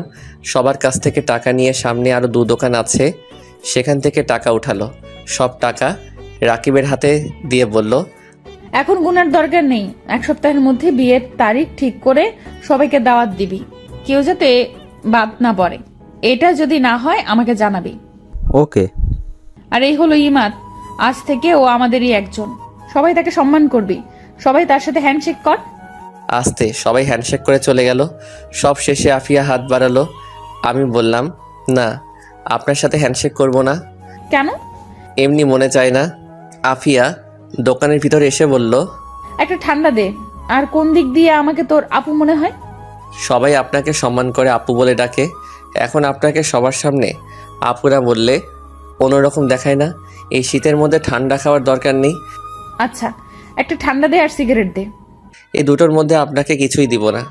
আফিয়াকে একটা নর্মাল পানি দিলাম। আফিয়া সেটা খেলো, বলল, আজকেই তোর সাথে আমার লাস্ট দেখা। মানে বুঝলাম না। যেদিন তোর যোগ্য হতে পারবো সেদিন তোর সামনে আসবো। আমার যোগ্য মানে কিছুই বুঝলাম না। আমি জানি তুই কিরকম মেয়ে চাস। তুই চাস রিয়ার মতো সরল সোজা মেয়ে, কিন্তু আমি তো সেরকম না। দূর রাখেন তো, আপনি যেরকম হন তাতে আমার কিছু যায় আসে না। তোর আমি ঠকাতে চাই না। বুঝেছি আপনি ইমোশনাল হয়ে গেছেন, আপনার মাথা ঠিক নাই। এখন বাড়ি যান, এই রিক্সা আপুকে বাসায় দিয়ে আসো। না, আমি যাব না, আমি তোর সাথে যাব। ওকে, এখন যাও, পরে তোমার সাথে দেখা করব। সত্যি করবি তো? হুম। আফিয়া রিক্সায় উঠে চলে গেল। বাসলাম, আফিয়া কি আমাকে ভালোবাসে? আমার তা মনে হয় না, তার নিজের মুখ থেকে শুনতে হবে। ভাই 1 বস্তা চাউল দেন। আচ্ছা। আমি 1টা না 9টা পর্যন্ত বেচাকেনা করে বাড়িতে চলে আসলাম। পরদিন সকালে ভাবলাম আফিয়ার সাথে দেখা হবে, কিন্তু না, দুপুর গড়িয়ে বিকাল হলো। আফিয়ার মুখ দেখতে পারলাম না। মোবাইল নাম্বারটা নেই, ফোন দিব যে। সত্যি কি ও আমার সামনে আসা বন্ধ করে দিল? এই কথা তো এর আগে অনেকবার বলেছিল, কিন্তু ও আরও বেশি করে আসতো। এখন কেন জানি টেনশন হচ্ছে। ধুর, হয়তো কোনো কাজে আটকে গেছে, আসবে বোধহয়, কিন্তু না, 2 দিন হয়ে গেল আসেনি। না, এখন তাকে খুঁজে বের করতে হবে। আরে, ওর বাড়ি তো এখানেই, বাড়িতে গিয়ে দেখে আসতে হবে। আমি রাতে দোকান বন্ধ করে আসার সময় আফিয়ার বাড়িতে গেলাম। তখন বাজে 10টা ছুঁই ছুঁই। আমি আফিয়ার বাড়ির দরজায় টোকা দিলাম, খুলছে না। ভাবলাম কেউ নাই নাকি, কেউ তো আছে, না হলে দরজা খোলা থাকবে কেন? ভিতর থেকে গলা ভাঙা আওয়াজ আসলো। কে? আমি বললাম, আফিয়া, আমি ইমাদ। একটু পর দরজা খুললো, দেখি আফিয়া। আফিয়া পুরো অন্যরকম হয়ে গেছে, মুখটা থেকেও যেন নেই। অসুখ বিসুখ হলো নাকি? চুলগুলো উস্কো খুস্কো, যেন এক পাগলি আমার সামনে দাঁড়িয়ে আছে। ওর এরকম অবস্থা কেন কিছুই বুঝতে পারছি না। আফিয়া বলল, তুই এখানে কেন আসছস? আপনাকে দেখতে। আর এরকম লাগছে কেন? সেটা তোর জেনে লাভ কি? এরকম করছেন কেন? দেখি, এই বলে আমি আফিয়ার কপালে হাত দিলাম। যেটা বুঝলাম, আফিয়ার শরীরে প্রচণ্ড জ্বর। আফিয়া বলল, হাত সরা, তোর সাহস তো কম না। তুই কোন সাহসে আমার শরীরে হাত দিস? তুই জানোস না তোর এই হাত আমি ভেঙে ফেলতে পারি? আমি বুঝতে পারছি আফিয়া আমার উপর রাগ করছে, হয়তো তাকে দেখতে না আসায় আমার উপর অভিমান করছে। আচ্ছা সরি, আমি চলে যাচ্ছি, কিন্তু আপনার হাতের নুডলসটা খেতে খুব মন চাচ্ছে। আচ্ছা বাদ দিন, আমি যাই। ঠেকা পড়ছে তোর নুডলস খাওয়াতে। সেটাই। আচ্ছা যাই, সকালে আসবো। তোর আর আশা লাগবে না, আর তুই আমার সামনে আসবি না। আচ্ছা। এই বলে উল্টো দিকে ঘুরে হাঁটা ধরলাম। আফিয়ার চোখের সামনে থেকে চলে এসে একটু আড়ালে নিয়ে দেখতে লাগলাম ও কি করে। দেখি দরজার সামনে মাথা নিচু করে বসে পড়ল। ভাবলাম তাকে এভাবে ফেলে যাওয়া ঠিক হবে না। আমি আবার আস্তে আস্তে তার সামনে গেলাম। ও বুঝতে পারে নাই আমি যে আবার আসবো। আমি বললাম, আফিয়া, জানি তুমি আমার উপর রাগ করছো, তাই বলে আমাকে এভাবে চলে যেতে বলবা? আফিয়া দাঁড়ালো, দেখি আফিয়া কাঁদছে আর বলল, তোর সাহস কম না, তুই আবার আসছস? আমি আফিয়ার কাছে গিয়ে তাকে জড়িয়ে ধরলাম, কিন্তু সে কেঁদেই চলল। আফিয়ার শরীর আগুনের মতো গরম হয়ে আছে, তার শরীরের উত্তাপ আমার ঠান্ডা শরীর গরম করে দিচ্ছে। আমি বললাম, সরি আফিয়া, আমি ভাবছিলাম তুমি সত্যি আমার দোকানে আসা বন্ধ করে দিয়েছো। আমি যদি জানতাম তুমি অসুস্থ তাহলে আমি এক মুহূর্ত দেরি করতাম না। আমি তোরে ভুল ভাবছিলাম আমার মতো বখাটে মেয়েরা কারো মন দখল করতে পারে না, কিন্তু আমি ভুল ভেবেছিলাম। তোমার বিছানা কোনটা? ওইদিকে। আমি আফিয়াকে বিছানায় শুইয়ে দিয়ে মাথায় জলপট্টি দিয়ে দিলাম, কিছু খাইয়ে দিয়ে ওষুধ খাওয়ালাম। আমি বললাম, আগামীকাল মাকে তোমার কাছে পাঠাবো। সত্যি? তাহলে আমি যাই? না, আজকে রাতটা থেকে যা। না, খুব সকালে দোকানে যেতে হবে। আমি খুব সকালে জাগিয়ে দিব। ওকে। আমি গিয়ে তাদের রুমের সোফার মধ্যে শুয়ে পড়লাম। সকালে ঘুম থেকে উঠে দেখি আফিয়া রান্নাঘরে কী জানি করছে। ভাবলাম এই জ্বরের মধ্যে আবার কি করে। আমি উঠে ফ্রেশ হলাম, গিয়ে সোফায় বসলাম। দেখি আফিয়া নুডলস রান্না করে আনলো। আমি বললাম, এই জ্বরের মধ্যে কি দরকার ছিল? তুই বলছিস আর আমি না করতে পারি? আফিয়া এসে সোফায় বসলো। আমি আফিয়ার কপালে হাত রাখলাম, দেখি এখনও মারাত্মক জ্বর। আফিয়া আমার হাতটা নিয়ে তার ঘাড়ে রাখলো। তার ঘাড় আগুনের মতো গরম হয়ে আছে। আফিয়া বলল, তোর এই ঠান্ডা হাতটা এভাবেই রাখ, খুব ভালো লাগছে। তোর কাঁধে মাথা রাখতে পারি? না, এখন না, অন্য কোনো দিন। ওকে। আমি ঘড়ির দিকে তাকিয়ে দেখি 6:50 বেজে গেছে। শীতের দিনে সকাল খুব ছোট থাকে, তাড়াতাড়ি দোকানে যেতে হবে। আজকে দোকানে অনেক কাজ। আমি বললাম, আমি উঠি। কই, তুই তো নুডলস খেলি না? ও, আমি তো ভুলেই গেছিলাম, তোমার হাতের নুডলস আমি মিস করতে পারি? খেতে খেতে আমি বললাম, তুমি কতদিন ধরে এই বাসায় একা থাকো? 5 বছর ধরে। ভয় করে না? প্রথমে ভয় করতো, কিন্তু এখন মানিয়ে নিয়েছি। ভালো। এই এলাকা সম্পর্কে আমার অনেক কিছুই অজানা, একটু বলবা? কি জানতে চাস? এই এলাকাটা এত নির্জন কেন? আর সকল মানুষ তোমাকে ভয় পায় কেন? তেমন কোনো কারণ নেই। এই এলাকার মানুষগুলোই অন্যরকম। সন্ধ্যার পরে তারা বাইরে ঘুরোঘুরি করতে পছন্দ করে না, কারণ তারা স্ত্রীর প্রতি অনুগত। তারা ফ্যামিলিকে সময় দিতে পছন্দ করে। তুই দেখ, পাশের এলাকার রাত 12টা পর্যন্ত রাস্তাঘাটে প্রচুর মানুষ। এই কারণেই এলাকাটা নির্জন। দেখলাম এই এলাকার প্রত্যেকটা মানুষের বাড়ি খুব উন্নত। কারণটা কি? এই এলাকার প্রত্যেকটা মানুষ উচ্চশিক্ষায় শিক্ষিত, আর তারা অল্পতেই সন্তুষ্ট। সেই জন্য দেখবি তারা বাইরের কোনো লোক ভাড়া দিতে চায় না। আর এই এলাকার ছেলেরা এলাকার কোনো মেয়েকে পছন্দ করে বিয়ে করে। এটা এই এলাকার অনেক পুরনো নিয়ম। তাই তুই যাদের দেখবি সবাইকে চেনা পরিচিতই মনে হবে। বুঝলাম, কিন্তু তোমার এত পাওয়ার কেন? তোমার তো টাকা পয়সা বাড়ি গাড়ি কিছুই নেই, তাহলে তোমাকে এত ভয় পায় কেন? এই এলাকায় মিনিমাম 300-র মতো বাড়ি আছে। এমন কোনো লোক নেই যে আমাকে চেনে না। কারণটা হলো আমার বাবা আমার আবার খুব পাওয়ার ছিল। এই এলাকার মানুষ পূর্বপুরুষদের বিশ্বাস করত। এই ধর, আমার আব্বার আগে আমার দাদা, এরকম ভাবে আমাদের ফ্যামিলি, তারপর বাবার পর আমি, এইভাবেই চলে আসছে। কিছু না থাকলেও তারা আমার কথা শুনতে বাধ্য। কারণ তোরে বলছিলাম না, তারা পূর্বপুরুষদের বিশ্বাস করে। এটাই এই এলাকার নিয়ম। কিন্তু আমি যে দেখলাম আপনি মাঝে মাঝে ছেলেদের মারেন, আর আমার টাকা ছিনতাই করছো কেন? ওরা অন্য এলাকার, আমার এরকম কোনো ইচ্ছাই ছিল না। ওদের টাকার দরকার ছিল, তাই তারা করছে। পরে আমি জানতে পারি। পরে ভাবলাম তোর কাছে ছোট হয়ে লাভ নেই, তাই আর তোকে বলিনি। কিন্তু আমি কি জানতাম তুই এত চালাক। আচ্ছা, তোমার মা বাবা কিভাবে মারা গিয়েছে? রোড অ্যাক্সিডেন্টে। আব্বা আম্মার সাথে সাথে মারা যায়, আমি একটুর জন্য বেঁচে যাই। তারপরেই আমার এখান দিয়ে মাংস নিয়ে যায়। এই বলে আফিয়া তার কোমরের কাপড় উঠিয়ে আমাকে দেখালো। দেখি সেখানে অনেকগুলো শিলির দাগ। আমি ঘড়ির দিকে তাকিয়ে দেখি অনেকটা সময় চলে গিয়েছে। আমি বললাম, তোমার সাথে আরও অনেক কথা আছে, কিন্তু আর টাইম নেই, আমি এখন উঠি। আর একটু বস না, আজ পরে দোকান খুলিস। না, আজকে একটু কাজ আছে, অন্য কোনো দিন। আর আমি মাকে পাঠাচ্ছি। ওকে। আচ্ছা, একটা প্রশ্ন ছিল। কর। ধরো এখন আমি তোমার ঘর থেকে বের হলাম, এখন কেউ দেখলো, পরে সে কি ভাববে? কিভাবে বল? ভাববে আমরা দুজন একসাথে এক বাড়িতে কি করছি। আফিয়া উঠে আমার পাশে বসলো, বলল, কি করছি বল? কি আর ভাববে বল? থাক, কিছু না। না, বল। এই বলে আফিয়া আমার সাথে ঘেঁষে বসলো। তার শরীরের উত্তাপ আমি টের পাচ্ছি। আমি বললাম, তুমি জ্বরে পড়ে যাচ্ছ, যাও গিয়ে শুয়ে থাকো। যাচ্ছি, দুপুরে আবার আসবি আর রাতে আসবি। ইস, আমি যেন তার জামাই, রুটিন করে আসতে হবে। এই কি বললি? দাঁড়া, তোরে দেখাচ্ছি মজা। তোমার মজা দেখানোর আগে আমি পালাই। এই বলে আমি আফিয়ার ঘর থেকে বের হয়ে আসি, সোজা দোকানে আসি। 10টা পর্যন্ত দোকানে বসলাম। তারপর আব্বা আসলো, আমি বাড়িতে চলে আসলাম। খাওয়ার সময় মাকে বললাম, আফিয়া নামের কাউকে চিনো? চিনি বোধ হয়। কেন? শিওর করে বলো। চিনি। কে? রোড অ্যাক্সিডেন্টে মারা গেছে মিলন সাহেবের একমাত্র মেয়ে আফিয়া। এই মেয়ে এখন এলাকায় কি জানি বলে, বস নাকি ডন বলতে পারি না। এই মেয়ের পাল্লায় ভুলেও পড়বি না, এসব বখাটে মেয়ে, তোরে ধরলে আর ছাড়বেই না। আমি ভাবলাম মা তো দেখি আমার থেকে এক লাইন আগে থেকে আমাকে সাবধান করে দিচ্ছে। এখন কি বলবো? কেন? আফিয়া দেখি আমার সাথে খুব ভালোভাবে কথা বলে। এইসব মেয়েদের মুখে অনেক রস থাকে, পরে কখন যে কি করে সব উধাও বানিয়ে ফেলে। সবাই কি আর এক? আমার কি মনে হয় জানিস, এই টাকা একমাত্র আফিয়াই নিয়েছে, ও ছাড়া আর কে করবে এই কাজ? আমি ভাবলাম দেখি মার মনে কি আছে। তোমার এই কথা কেন মনে হচ্ছে?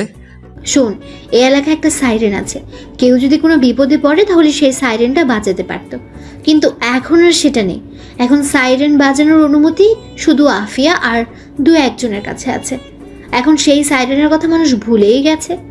তো মা এখন আফিয়া চিন্তাই করছে কোথায়? এটা সে উঠায় নেয়, কারণ এখন সে যাতে ছিনতাই করতে পারে। আফিয়া চিন্তাই করছে এবং মা অলরেডি আফিয়া এই টাকাও দিয়ে দিয়েছে। কি বলিস? শুনো, আমি ওই দিনের ঘটনা মাকে সম্পূর্ণ খুলে বললাম। মার চোখ তো কপালে উঠে গেছে। মা বলল, এত কিছু হয়ে গেল আর তুই আমাদের জানাসনি কেন? আমি চাইনি আফিয়া তোমাদের কাছে ছোট হোক। তার ছোট হওয়াতে তোর কি? এই দাঁড়া, আমি যেটা ভাবছি সেটা না তো। একদম না মা, আফিয়া কিছুদিন ধরে প্রচণ্ড জ্বর ঠান্ডায় ভুগছে। যাও গিয়ে একটা নজর দেখে আসো। আমার ঠেকা পড়ছে একটা বখাটে মেয়ের বাড়িতে যেতে।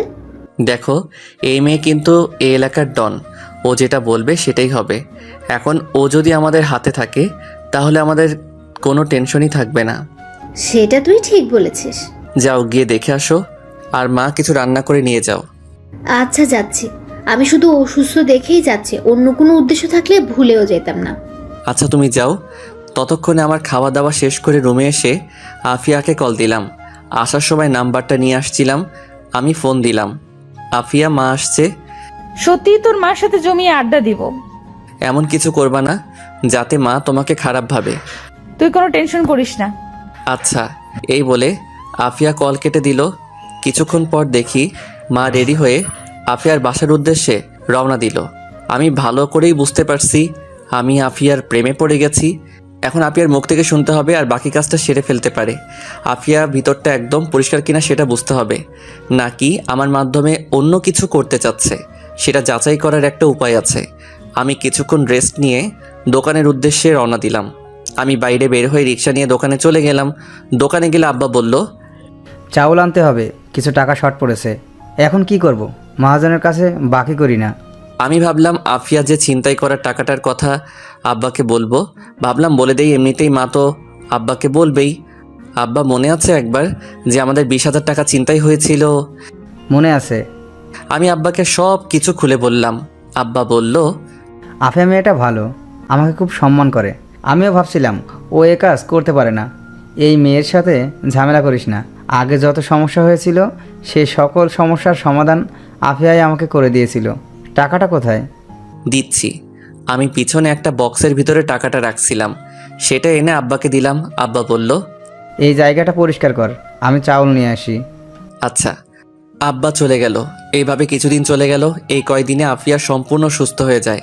মার হাবভাব দেখে বুঝলাম আফিয়ার সাথে মার ভালোই বন্ধুত্ব হয়ে গেছে। আমি এটাই চাচ্ছিলাম। আমি রাতে দোকানদারি করছিলাম, তখন বাজে রাত 10টা ছুঁই। দেখি আফিয়া আসলো। ও এই কয়দিনে শুকিয়ে গেছে। এত রাতে আফিয়াকে দেখে আমি বরাবরের মতোই অবাক হলাম। আর ওর উপরে রাগ হচ্ছিল, কারণ এত রাতে ও বাইরে কি করে। আমি রাগান্বিত মুখে বললাম, এত রাতে তুমি বাইরে কি করো? তোর কাছে আসছি। সেজন্য এত রাতে? তোরে দেখতে ইচ্ছে করছিল। মিথ্যা কথা, অন্য কোনো উদ্দেশ্য থাকলে বলো। না রে, এমনি আসছি তোর সাথে দেখা করতে। ওকে, এটাই লাস্ট। পরে আর কোনোদিন যেন আর একা একা বাইরে না বের হতে দেখি। আচ্ছা, এখন বাড়ি যাবি না? অনেক রাত হয়েছে। যাব। আফিয়া শাড়ি পরে এসেছে, ঠোঁটে লিপস্টিক, শাড়ির উপর শীতের জামা। আমি বললাম, এত রাতে শাড়ি পরছো কেন? এমনি।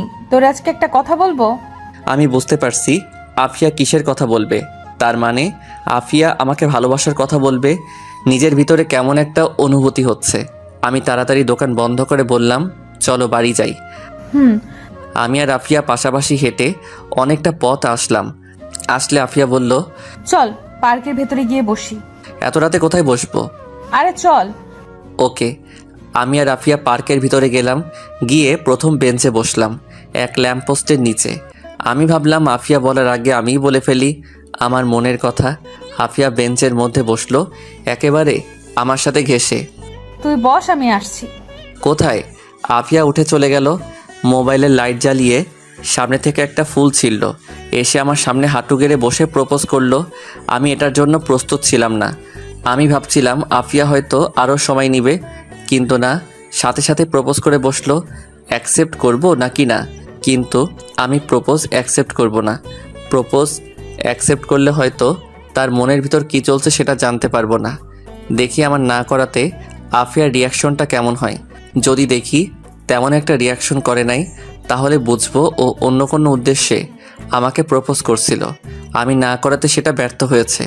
আফিয়া বলল, আমি তোমাকে ভালোবাসি ইমাদ। কিন্তু আমি তোমাকে ভালোবাসি না। কি?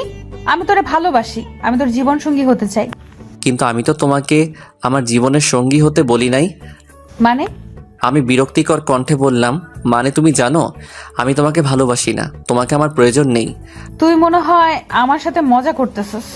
আমি ভাবলাম অ্যাকসেপ্ট করেই ফেলি, শুধু শুধু মেয়েটাকে কাঁদিয়ে লাভ কি। আবার ভাবলাম না, এত সহজে আমি তোমাকে ছাড়ছি না। তোমার ভিতরের কষ্টগুলো আমি শুনতে চাই, তোমার ভিতরে কি আছে সেটাও শুনতে চাই। আমি বললাম, মজা না, সত্যি আমি তোমাকে ভালোবাসি না। তাহলে এতদিন এসব কি ছিল? এত হাসি খুশি, এত কেয়ার, এসব কি নাটক? নাটক হবে কেন? তুমি অসুস্থ ছিলে, তাই তোমার সেবা করলাম একজন মুসলিম হিসেবে। আফিয়া কেঁদে দিল সত্যি সত্যি, বলল, ইমাদ, তোর কথা আমি বিশ্বাস করতে পারতেছি না। তুই আমার মনটা ভেঙে দিচ্ছস। এর ফল ভালো হবে না। জোর করে মন নিতে পারবেন? তোমরা শুধুই একটা বখাটে মেয়ে। কিছুদিন ভালোবাসার অভিনয় করবা, পরে লাথি মেরে ফেলে দিবা। এই প্রথম তোকে মন থেকে ভালোবেসে প্রপোজ করেছিলাম, কত আশা ভরসা নিয়ে। আমি আজ পর্যন্ত কোনো ছেলের হাত পর্যন্ত ছুঁয়ে দেখিনি। ভাবছিলাম যেদিন নিজের পছন্দের ভালোবাসার মানুষটিকে পাবো, তারই হাত ছোবো। তোরে দেখার পর মনে হয়েছিল মনে হয় আমি পেয়ে গিয়েছি, কিন্তু এখন দেখি আমার ধারণা ভুল। ভুল হতেই পারে। আমি বাড়ি যাই। মনে মনে ভাবলাম, আফিয়া একটু কষ্ট করো, আমিও তোমাকে অনেক ভালোবাসি। আমি দেখতে চাই তুমি কি আমাকে সত্যি ভালোবাসো কিনা। আফিয়া, অল্প কয়েকটা দিন ধৈর্য ধরো। কুত্তার বাচ্চা, তুই আমার সামনে আর জীবনেও আসবি না, আর আমি দেখবো তুই কি করে এই এলাকায় থাকিস। আবার কেঁদে কেঁদে বলল, তুই আমার মনটা ভেঙে দিয়েছিস, এর শাস্তি তুই সারা জীবন নিয়ে বেড়াবি। আমি ভাবলাম পালাই এখান থেকে, না হলে আরো কত কি বলে ফেলবে। আমি চলে গেলে আফিয়া বাড়ি যাবে কিভাবে? দূর কি করি। আমি হাঁটা ধরলাম। আফিয়া আমার পিছনে পিছনে হাঁটতে হাঁটতে বলল, এখনো সময় আছে, আমার প্রপোজ একসেপ্ট কর, না হলে কিন্তু ভালো হবে না। আচ্ছা তুই কোন কষ্টে না করে দিলি? তোরে কি কেউ হুমকি দিয়েছে? শুধু একবার বল, তার আমি পৃথিবী থেকে বিদায় করে দিব। আমার ভালোবাসার মানুষটিকে হুমকি দেয়, সাহস কত বড়! আচ্ছা বুঝেছি, তোর এখনো সিদ্ধান্ত নিতে কষ্ট হচ্ছে। এক কাজ কর, তুই চিন্তা ভাবনা করে আগামীকাল জানাস, ওকে? চিন্তা ভাবনার কিছুই নেই। আমি তোমাকে ভালোবাসতে পারবো, কিন্তু এখন না। কেন? এখন কি সমস্যা? সমস্যা আছে। দেখ ইমাদ, সুযোগ খুঁজবি না, যা বলবি তাড়াতাড়ি বল। তাহলে তুমি বুঝে গিয়েছো? বুঝেছি, কিন্তু তুই তোর নিজের বিপদ নিজে ডেকে আনলি। ভেবেছিলাম কারো কাছে বিরক্তের কারণ হব না, কারো কাছে অপমানিত হয়ে জীবন কাটাবো না। ভাবছিলাম কারো কাছে হেয় প্রতিপন্ন হয়ে পাত্রী হয়ে থাকবো না।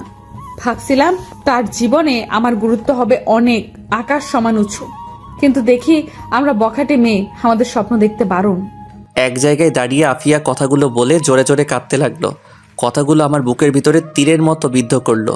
আমি আস্তে আস্তে আফিয়ার কাছে গেলাম, তার হাত ধরে প্রথমে চুমু খেলাম, তারপর কোমরে ধরে জড়িয়ে ধরলাম। আফিয়া আমাকে দুই হাতে জড়িয়ে ধরে জোরে জোরে কাঁদতে কাঁদতে লাগলো। আমি আফিয়ার থুতনিতে ধরে মুখটা উঁচু করে তার গোলাপি নরম ঠোঁটে নিজের ঠোঁট লাগাতেই ততক্ষণে আমার স্বপ্ন ভেঙে গেল। দেখি আমার আফিয়ার থেকে অনেকটা দূরে দাঁড়িয়ে আছি। আমি হতাশ হলাম। আমার মন চাচ্ছে আফিয়াকে জড়িয়ে ধরে চুমু খেতে, কিন্তু এটা করলে আফিয়াকে শুধু বাহির থেকে দেখতে পারবো, ভিতরে কি চলছে সেটা বুঝতে পারবো না। আফিয়া কিছুদিন কষ্ট করো। আমি হাঁটতে লাগলাম। হাঁটতে হাঁটতে আফিয়ার বাড়ির মোড়ে আসলাম। দেখি আফিয়া কোনো কিছু না বলে বাড়ির দিকে হাঁটা ধরলো।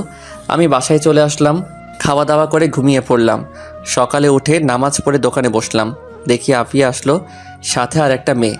আফিয়ার মুখের দিকে তাকাতেই আমি অবাক। দেখি আফিয়ার চোখ লাল হয়ে আছে, মনে হয় রাতে ঘুমায়নি। আর এমন ভাব ধরছে, বোঝাই যাচ্ছে না গত রাতে কিছু হয়েছে।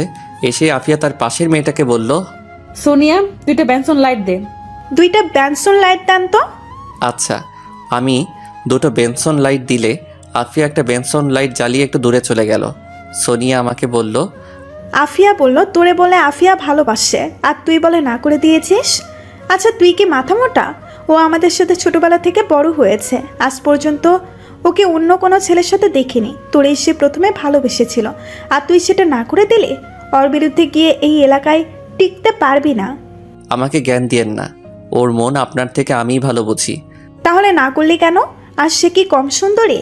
সে যদি এলাকার কোনো ছেলেকে বিয়ের প্রস্তাব দেয়, ছেলেটা চোখ বন্ধ করে বিয়ে করবে। আমি জানি, সব জানি আমি। এখন আপনি যান। সোনিয়া মেয়েটা চলে গেল। দেখি আফিয়া চলে গেল। আব্বা আসলে আমি বাড়িতে আসলাম। গতকাল ফাতিমা আসছিল বাড়িতে। মার এবং ফাতিমার মুখের অবস্থা দেখে বুঝলাম কিছু একটা হয়েছে। মা বলল, তুই কি জীবনে বিয়ে করবি না? কেন? আফিয়া এসে কান্নাকাটি করে গেছে। সে বলে তোকে ভালোবাসে। তাকে ছাড়া অন্য কাউকে বিয়ে করার চিন্তা করলে বলেছে এই এলাকা ছেড়ে চলে যেতে হবে। এখন তাকে বিয়ে করবি নাকি বল? তোমরা মানিয়ে নিতে পারবা কিনা বলো। আমার সমস্যা নেই। ওকে। এভাবে কিছুদিন চলে গেল। 2 দিন পর রাতে বাড়ি যাচ্ছিলাম, খেয়াল করলাম অনেকটা দূরে আরও 2 জন একসাথে হেসে হেসে কথা বলে আসছে। কিছুক্ষণ পর হাঁটার পর খেয়াল করলাম একজন চলে গেল। আরেকজন জোরে জোরে হেঁটে আমার থেকে একটু দূরে হাঁটতে লাগলো। ভালো করে খেয়াল করে দেখি এটা আর কেউ না, এটা হলো আফিয়া। আমি ভাবলাম এই তো সুযোগ। এতদিন যেটা বুঝলাম, আফিয়া আমাকে সত্যি ভালোবাসে। ও আমার এই এলাকায় বিয়ে বন্ধ করে দেয়। তার মানে ও আমার বিয়ে দেখতে পারবে না। আর ও আবার সিগারেট খাওয়া ধরেছে। আসলে আফিয়ার মনটা অন্যদের থেকে অনেক মজবুত। তার মানে আফিয়া যত খারাপ পরিস্থিতি হোক না কেন, নিজেকে ধরে রাখতে পারবে। আমি দাঁড়িয়ে গেলাম, দেখি আফিয়া আমাকে পাশ কাটিয়ে চলে যাচ্ছে। কিছু দূর যাওয়ার পর আমি ডাক দিলাম, আফিয়া। কিন্তু আফিয়া না শোনার ভান করে হেঁটেই চলেছে। আমি আবার বললাম, আফিয়া আমার কথা শুনো। আফিয়া দাঁড়িয়ে গেল। আমি আফিয়ার কাছে গেলাম। আফিয়া বলল, কি বলবি বল।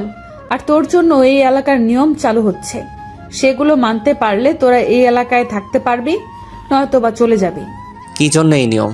আমি তো ভাবতেছি আপনার বান্ধবী সোনিয়াকে আমার খুব পছন্দ হয়েছে। আগামীকালই ওকে প্রপোজ করে বিয়ে করে ফেলবো। ওর যদি মরার ভয় থাকে তাহলে ও তোর প্রপোজ একসেপ্ট করবে না।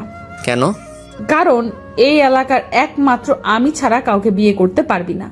এই বলে আফিয়া একটা রহস্যময়ী হাসি দিয়ে বলল, কিন্তু আমি তোকে বিয়ে করব না। আমি বুঝতে পারছি আফিয়া চাচ্ছে তার কাছে নত হয়ে তাকে প্রেমের প্রস্তাব দিতে। পরে সে কতক্ষণ ঢং করবে। আমি বললাম, আপনাকে বিয়ে করা ঠেকা পড়ছে না? সোনিয়াকে নিয়ে আমি পালিয়ে যাব। সোনিয়া ভোকা না, তোর মতো গাধার সাথে পালিয়ে যাবে। তাহলে তোমাকে পালিয়ে নিয়ে যাব, যাবা না তুমি?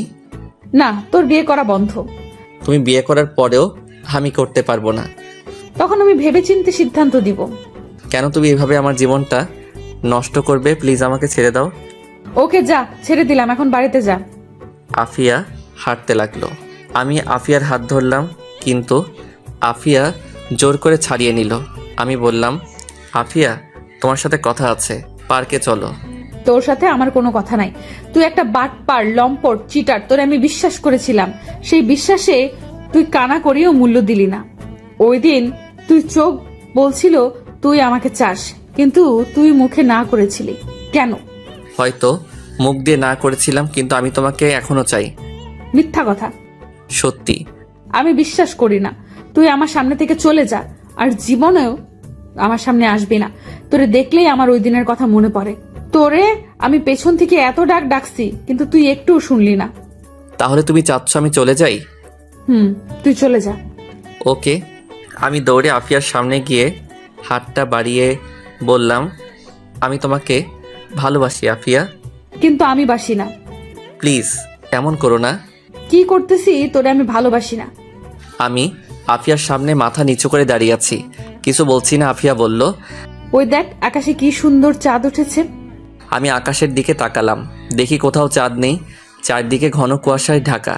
আমি আবার আফিয়ার দিকে তাকালাম, ততক্ষণে আফিয়া আমার ঘাড়ে ধরে সে উঁচু হয়ে সোজা আমার ঠোঁট কামড়ে ধরলো। আমি এর জন্য প্রস্তুত ছিলাম না। আরে এ কি রে, ঠোঁট কামড়ে ধরলো। আফিয়া আর ছাড়ছেই না, আমার ঠোঁট ব্যথা হয়ে যাচ্ছে, মনে হচ্ছে রক্ত বের হচ্ছে। আমিও আফিয়ার ঠোঁট কামড়ে ধরে লাল গোলাপি ঠোঁটটাকে সাদা বানিয়ে ফেললাম। একটু পর আফিয়া নর্মাল হলো, ঠোঁট ছেড়ে বলল, তোরে আমি ভালোবাসতে পারবো না, একেবারে নিজের করে নিলাম। তুমি এটা কি করলা আমার ঠোঁট? এই বলে আমি মুখ ধরে বসে পড়লাম। ঠোঁটে প্রচণ্ড ব্যথা করছে। কি করে কিস করতে হয় জানো না? না, আমি কি কাউকে কিস করছি? না মানে মুভিতে দেখো নাই কিভাবে কিস করতে হয়? দেখছিলাম ওই মুভিতে এইভাবে কিস করছিল, ভাবছিলাম তাহলে বোধহয় এইভাবেই কিস করতে হয়। আমার ঠোঁট। দেখি কি হয়েছে। আফিয়া আমার পাশে বসলো, আমার ঠোঁট ধরে চেক করে বলল, তেমন কিছু হয় নাই, চল আমার বাসায়, আজকে আমার বাড়িতে থাকবি। পাগল নাকি? বিয়ে করি পর। সত্যি? কবে বিয়ে করবি? আমার যে আর দেরি করতে মন চাচ্ছে না। ওকে। আমি আর আফিয়া আস্তে আস্তে দুজন দুজনের হাত ধরে পাশাপাশি হাঁটতে লাগলাম। আমি আফিয়ার হাতের মধ্যে একটা চুমু খেলাম, তার কোমরে ধরে আরও কাছে টেনে নিলাম। আফিয়া লজ্জায় চোখ বন্ধ করে ফেলল। আমি আস্তে আস্তে আফিয়ার নরম ঠোঁটে আমার ঠোঁট দুটো রাখলাম। এইভাবে অনেকক্ষণ চলে গেল। আমি আস্তে আস্তে আফিয়ার ঠোঁট ছেড়ে দিলাম। আফিয়া আমাকে দুই হাতে জড়িয়ে ধরল, কেন জানি ফুপিয়ে কেঁদে উঠল। আমি বললাম, কাঁদছো কেন? এটা হলো সুখের কান্না, তোরে আমি এতদিন খুঁজছিলাম। এখনও কি আমাকে তুই করে বলবা? না, তোমাকে আজ সারা রাত এভাবে জড়িয়ে ধরে রাখবো। না আফিয়া, সকালে আমার দোকান আছে, আমাকে একটু ঘুমাতে হবে। বিয়ের পর কি আমাকে সারাদিন একা ফেলে রেখে দোকানে পড়ে থাকবা? হুম। রাতেও দোকানে থাকবা? হুম। তো তোমার সাথে আমিও সারাদিন থাকবো, এক মুহূর্তের জন্য আমার থেকে আলাদা হতে পারবা না। আচ্ছা, এখন চলো তাড়াতাড়ি বাড়িতে যাই। আজ থেকে আমি তোমার বাড়িতে থাকবো। আগামীকাল থেকে? এত রাতে তোমাকে নিয়ে গেলে মা কি না কি ভাববে। আচ্ছা, কিন্তু এখন যে আমি আর হাঁটতে পারছি না, আমার পা অনেক ব্যথা করছে। দেখি কোথায় ব্যথা করছে। না, দেখানো যাবে না, কোলে নে। আচ্ছা, পিছনে ওঠো। আমি আফিয়ার সামনে বসলে আফিয়া আমার গলায় দুই হাতে জড়িয়ে ধরলো। আমি দাঁড়িয়ে হাঁটতে লাগলাম। আফিয়ার মুখটা আমার কাঁধে রাখলো। কিছুক্ষণ হাঁটার পর আফিয়ার বাড়ির যাওয়ার মোড়ের কাছে পৌঁছালাম। দেখি মোড়ের কাছে দুইটা ছেলে দাঁড়িয়ে আছে। আফিয়া আমার কাঁধে মাথা রেখে চিল করতেছে। আমি বললাম, দেখো তো সামনে দুজনকে চিনো কিনা। কই দেখি। আফিয়া কাঁধ থেকে নামলো। চিনতে পারছি, কে? ওই দিন যে এই দুটোকে মারছিলাম তারা। তারা এখানে কি করে? ওদের না এই এলাকায় আসা নিষেধ? আফিয়া আমার হাতটা ধরে ওদের সামনে গেল। আফিয়া বলল, ওই তোদের মুখের মাফলার নামা। তারা দুজন মুখের মাফলার নামালো।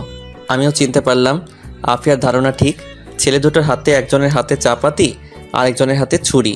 কোথাও থেকে আরেকজন মেয়ে এসে বলল, মেয়েটা চেয়ারম্যান সাহেবের মেয়ে। আফিয়া আপু, কেমন আছো? ভালো। এত রাতে এখানে কি? আর তোরা দুজন কেনা বলছিলাম এই এলাকায় না আসতি, ভাগ এখান থেকে। না আপু, এখানে একটা ঝামেলা আছে। আপনি শুধু শুধু আমাকে মারছেন, আর এই ছেলে দুটোকে শুধু শুধু মারছেন। এখন বলেন আপনার কি করা উচিত? আচ্ছা মানলাম, কিন্তু ছুরি চাপাতি নিয়ে আসলেন কেন? চলেন কথা বলে ঝামেলা মিটমাট করি। সেই দিন শেষ, এখন কথার থেকে হাত বেশি চালাতে হয়। বুঝতে পারছি তোদের মনের ইচ্ছা, কিন্তু আজকে আমার মনটা খুব ভালো, কারণ আজকে ইমাদ আমাকে বিয়ের প্রস্তাব দিয়েছে, সেই জন্য তোদের ছেড়ে দিচ্ছি। যাও, তোমরা বাড়ি যাও। কিন্তু আমরা তো বাড়ি যাওয়ার জন্য আসিনি। এই, তোরা তোদের কাজ শুরু কর। আফিয়া দৌড় দিবা? আরে না না, তুই আমাকে একটু টাইম দে। এই বলে আফিয়া তার ব্যাগ থেকে মোবাইল বের করে কাকে জানি কল দিল। কিছুক্ষণ পর কল ধরলো। সাইরেন বাজা, সাইরেন বাজা। এই বলে ফোন কেটে দিল। এদিকে পাশ থেকে আমি একটা পুরনো লাঠি নিলাম। আফিয়া বলল, আর এক পায়ে এগোলে আর একটাও বাঁচতে পারবি না, চুপচাপ চলে যা, এখনো বাঁচতে পারবি। একটা ছেলে একেবারে কাছে চলে আসলো। ছেলে বলল, ভাই আপনি চলে যান, আপনার প্রতি আমাদের কোনো রাগ নাই। আফিয়া আপুকে আমরা মেরে চলে যাব। আফিয়ার শরীরে টাচ করতে হলে আমার লাশের উপর দিয়ে যেতে হবে। তাহলে তাই করতে হবে। চেয়ারম্যান সাহেবের মেয়ে আফিয়ার কাছে গেল, গিয়ে আফিয়াকে একটা চড় দিল। আফিয়া মেয়েটাকে একটা চড় দিল। তখনই সাইরেন বেজে উঠল। এমন আওয়াজ কান ফাটিয়ে ফেলবে। একাধারে 2 মিনিটের মতো সাইরেন বাজলো। ছেলেগুলো বুঝতেই পারছে না কি হচ্ছে। যখন বুঝতে পারলো ততক্ষণে দেরি হয়ে গেছে। দেখি কয়েকজন ছেলে রাস্তায় এসে ওই ছেলে দুটোকে ধরলো। কয়েক সেকেন্ডের মধ্যেই পুরো রাস্তা মানুষে ভরে গিয়েছে। কয়েক দিক দিয়ে মানুষ এসে মোড়ে জমা হলো। দেখি মা আব্বা আসলো। মা বলল, কিরে কি হয়েছে? এই 3 জন আসছে আমাদের মারতে। তাড়াতাড়ি বাড়ি চল। আফিয়া, আমি চলে যাই। যাও, আগামীকাল কথা বলবো। আমি, মা আর আব্বা বাড়িতে চলে আসলাম। পরদিন সকালে আফিয়ার বাড়িতে গেলাম। আফিয়া দরজা খুলে আমাকে জড়িয়ে ধরলো আর বলল, আগামী সপ্তাহে আমাদের বিয়ে। কি বলো এত তাড়াতাড়ি? আমি তো বাড়িতে কিছুই বলিনি। বলা যাবে না, তোমার মা সব জানে। গতকালে ছেলে দুটোকে কি করছো? জানি না, আমি ছেলেপেলেদের কাছে রেখে বাড়িতে চলে আসি, আর চেয়ারম্যান এসে তার মেয়েকে নিয়ে যায়। ভেতরে আস। ভিতরে আসলে নিজেকে কন্ট্রোল করতে পারবো না। দোকানে যাই আর সোজা বাড়িতে চলে যাও। এদিক সেদিক ঘোরা একদম বন্ধ। আচ্ছা।